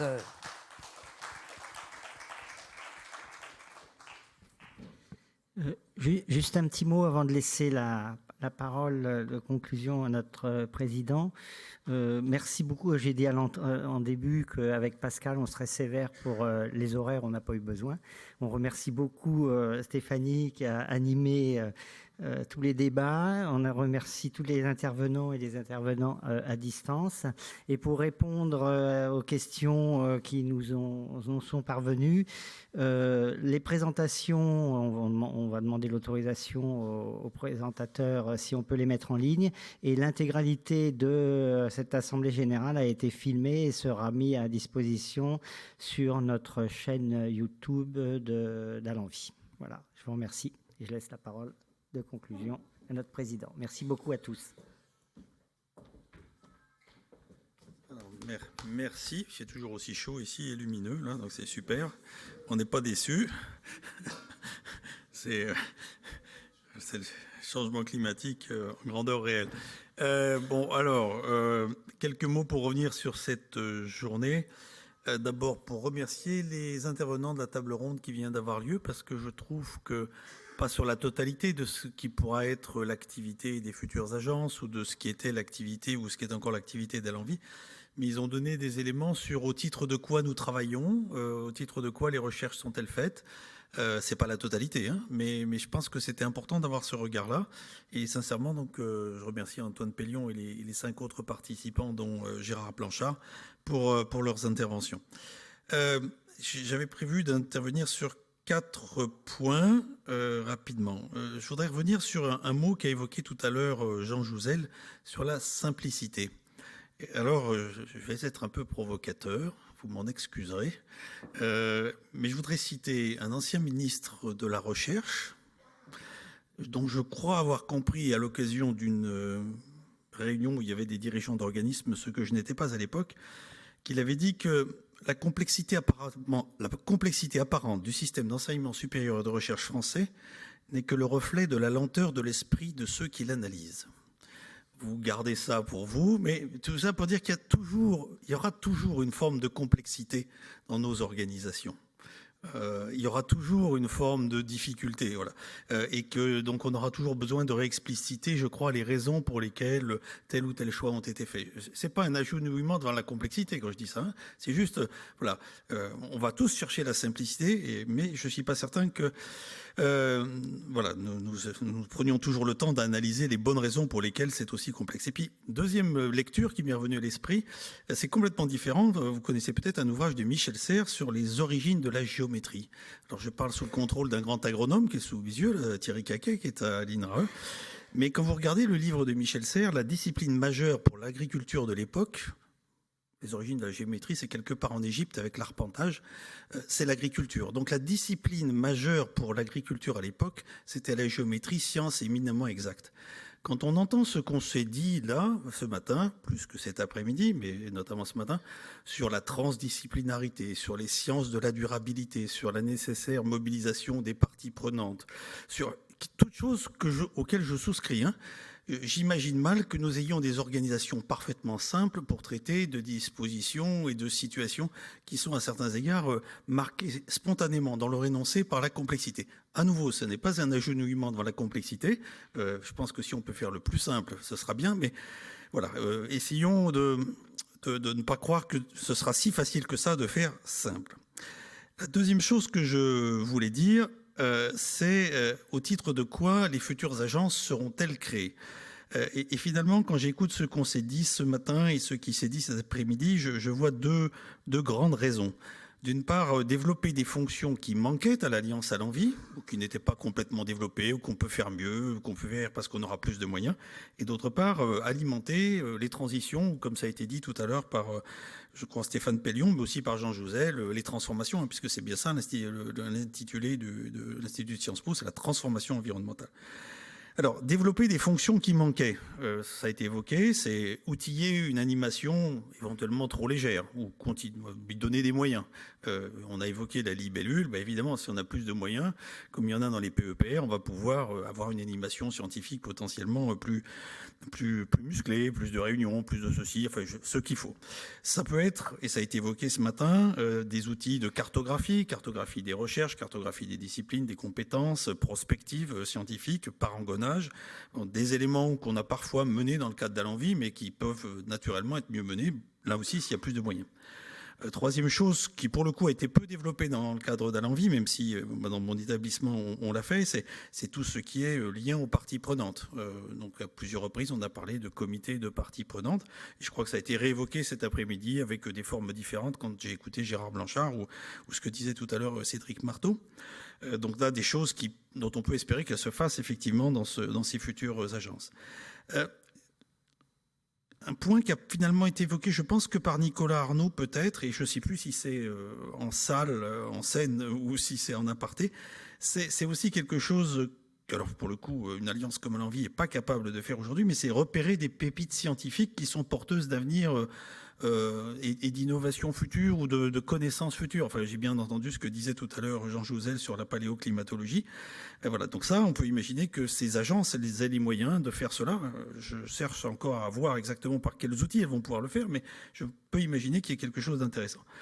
Et puis, un point qui est important, qui a été finalement, parce qu'on est beaucoup entre Français. On est sorti du monde de la recherche cet après-midi grâce à nos intervenants, même si Jean était parfaitement dans ce monde de la recherche. Mais on était entre Français. Il y a quand même un enjeu européen, il y a un enjeu international. Alors on l'a évoqué ce matin avec le Belmont Forum, mais à un moment ou à un autre, je pense que c'est dans les fonctions essentielles qu'il peut y avoir, et c'était la question qui venait de poser sur l'Europe, je pense que ces futures agences, il faut qu'elles aient une capacité à être des portes d'entrée de grands programmes, de grandes initiatives au niveau européen et international. Le deuxième volet, donc à part le développer des fonctions qui manquaient, j'en ai pas forcément fait une liste exhaustive, hein, vous m'en excuserez, c'est d'alimenter des transitions ou des transformations. Donc moi j'ai bien entendu ce qui a été dit, il y a le climat et pas que le climat, il y a la finitude des ressources, et la biodiversité va être une forme de ressource un peu particulière, et puis il y a une dimension sociale. D'ailleurs le fait que la dimension sociale a été évoquée montre qu'à un moment ou un autre, dans le cadre actuel, d'ailleurs on a essayé de développer des interactions avec l'Alliance Athéna. On a eu parfois un certain nombre d'événements communs, mais dans le futur, il y aura forcément une présence d'une diversité de disciplines, dont des disciplines de sciences humaines et sociales. Et puis dans cette alimentation des transitions ou des transformations, il y avait finalement 3 sorties qui ont été évoquées dans la journée. Il y en a une qui était l'innovation, voilà, on n'a peut-être pas tant élaboré que ça, mais voilà, qui a été mentionnée. Il y en a une deuxième qui est l'accompagnement des politiques publiques, Et là, je crois que cet après-midi, il y a une bonne illustration du fait que ce qui était attendu, c'était de pouvoir répondre à des défis de transformation qui sont portés soit par l'État, soit par les régions. Donc on a une interrogation entre ce qui est global ou national et puis ce qui est local.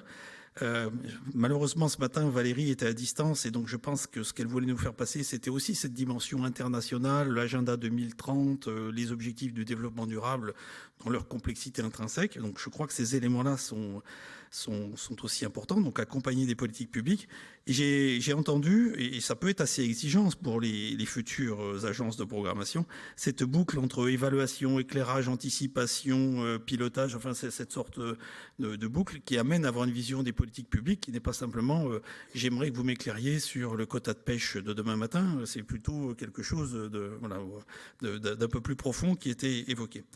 Et puis il y a un troisième point qui a été mentionné à plusieurs reprises, alors qui est un peu en marge de ce qu'on fait usuellement dans le cadre de l'Alliance à l'envie, même si, comme ça a été évoqué par Gilles Roussel, on a eu l'occasion d'en parler 2-3 fois avec la conférence des présidents d'université, et puis avec Mathias Bernard et avant avec Jean-Marc Cogier, qui étaient les VP chargés justement de la formation et représentants France Université au Conseil d'envie, c'est la question de la formation.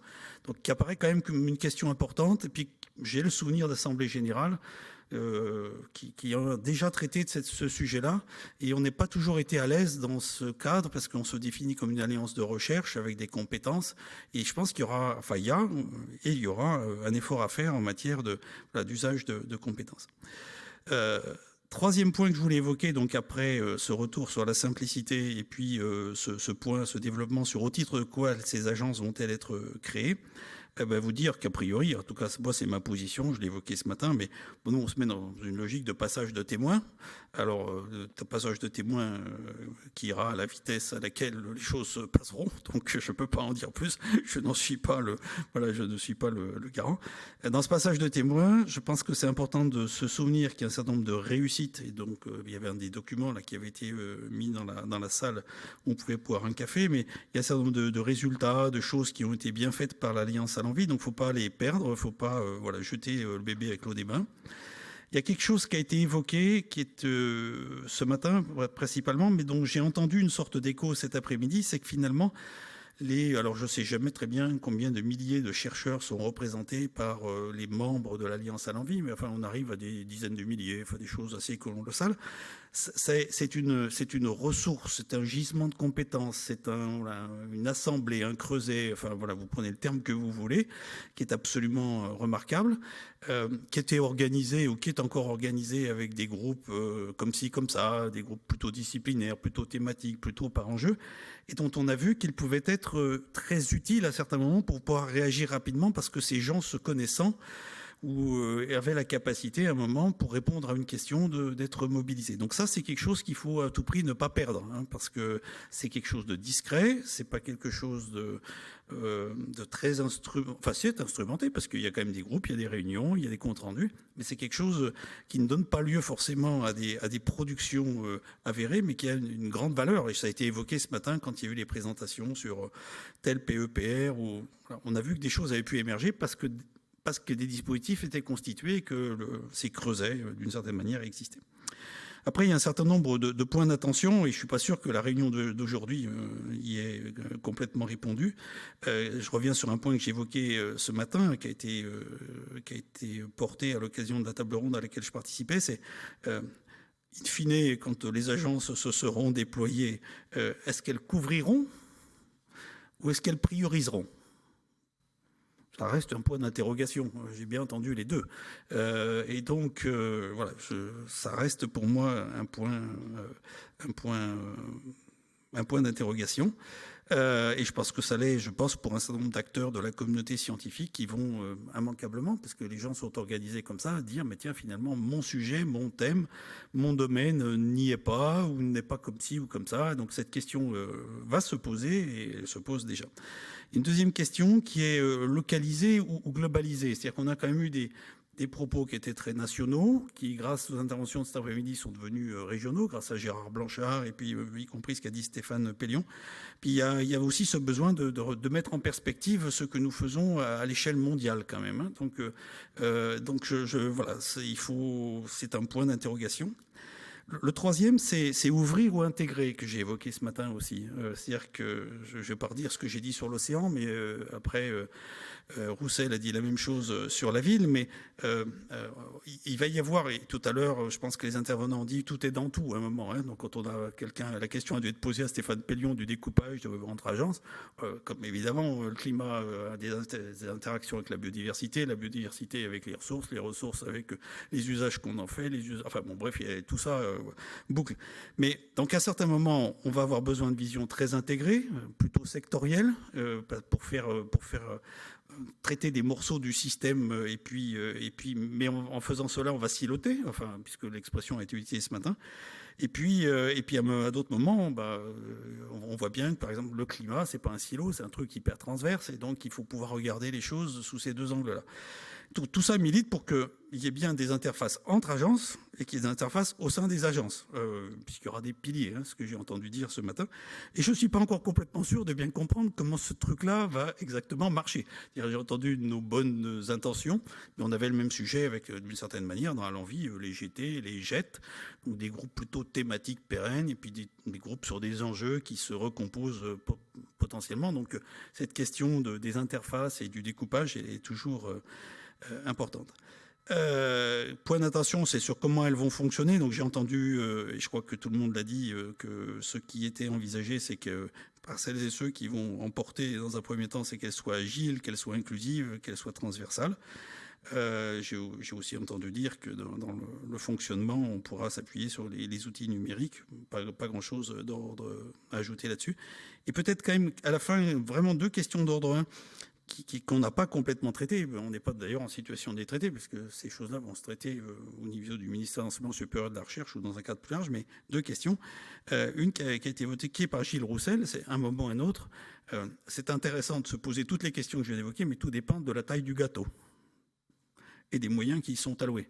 Je le dis avec un peu de simplicité et de brutalité, mais s'il s'agit juste de gérer les PEPR existants, je ne vois pas très bien ce que ça va apporter, puisque chacun des PEPR a déjà ses outils d'animation. Donc la question, c'est qu'est-ce qui va permettre de soutenir, c'est ce que j'évoquais tout à l'heure, cette alimentation des transformations ou ce développement des fonctions qui manquaient. C'est ça qui va être finalement déterminant du succès du dispositif. Et je recite ce qu'a dit Gilles Bloch, ancien président de l'INSERM et actuel président du Muséum, dans une réunion qui se tenait au MTECT. Finalement, un des points limitants pour une alliance comme Malenvie, c'était les moyens dont elle disposait. La bonne volonté, on n'en manquait pas, mais on n'en manque toujours pas, mais c'est effectivement ce point-là.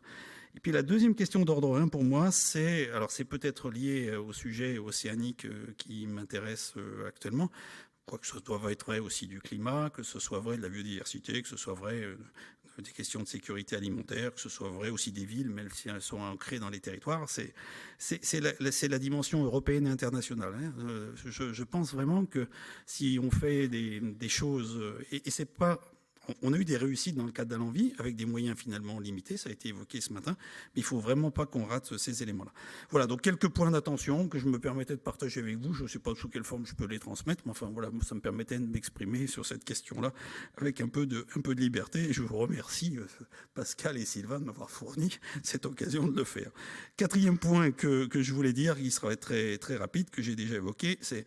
Selon la vitesse de mise en place des agences, nous saurons nous adapter et transmettre le témoin. Après, nous ne sommes pas comptables de la vitesse à laquelle ça va se mettre en place, mais je pense que voilà, on fera en sorte que, à partir du moment où elles seront annoncées, à partir du moment où elles existeront, on transmette les actifs, les acquis, les expériences, les bonnes leçons, et puis le reste, on gardera les excellents ou les meilleurs souvenirs. Ce qui fait que je ne suis pas capable de vous dire s'il y aura une assemblée générale l'année prochaine ou s'il n'y en aura pas. Je vous indique juste qu'on a renouvelé la convention constitutive d'Allenvie avec le bon avenant qui va bien pour la prolonger, non pas ad vitam aeternam, même plusieurs années, mais en insistant auprès de chacun des signataires sur le fait qu'on pouvait l'arrêter à tout moment. C'est-à-dire qu'on s'est donné une perspective longue pour ne pas avoir à s'embêter tous les ans avec des avenants de renouvellement, mais en insistant sur le fait que s'il fallait arrêter demain matin, nous saurions arrêter. Voilà, j'ai sans doute été déjà trop long dans ma conclusion et je voudrais donc à nouveau remercier Sylvain et Pascal pour avoir maintenu le principe, nous avoir aidés au Conseil d'Allenvie à maintenir le principe de cette organisation. Remercier aussi le comité de pilotage, alors je ne sais jamais s'il est scientifique ou stratégique, mais enfin le CPS de l'Alliance, parce que vous avez dû vous appuyer un peu sur lui aussi pour, enfin un peu beaucoup, pour monter cette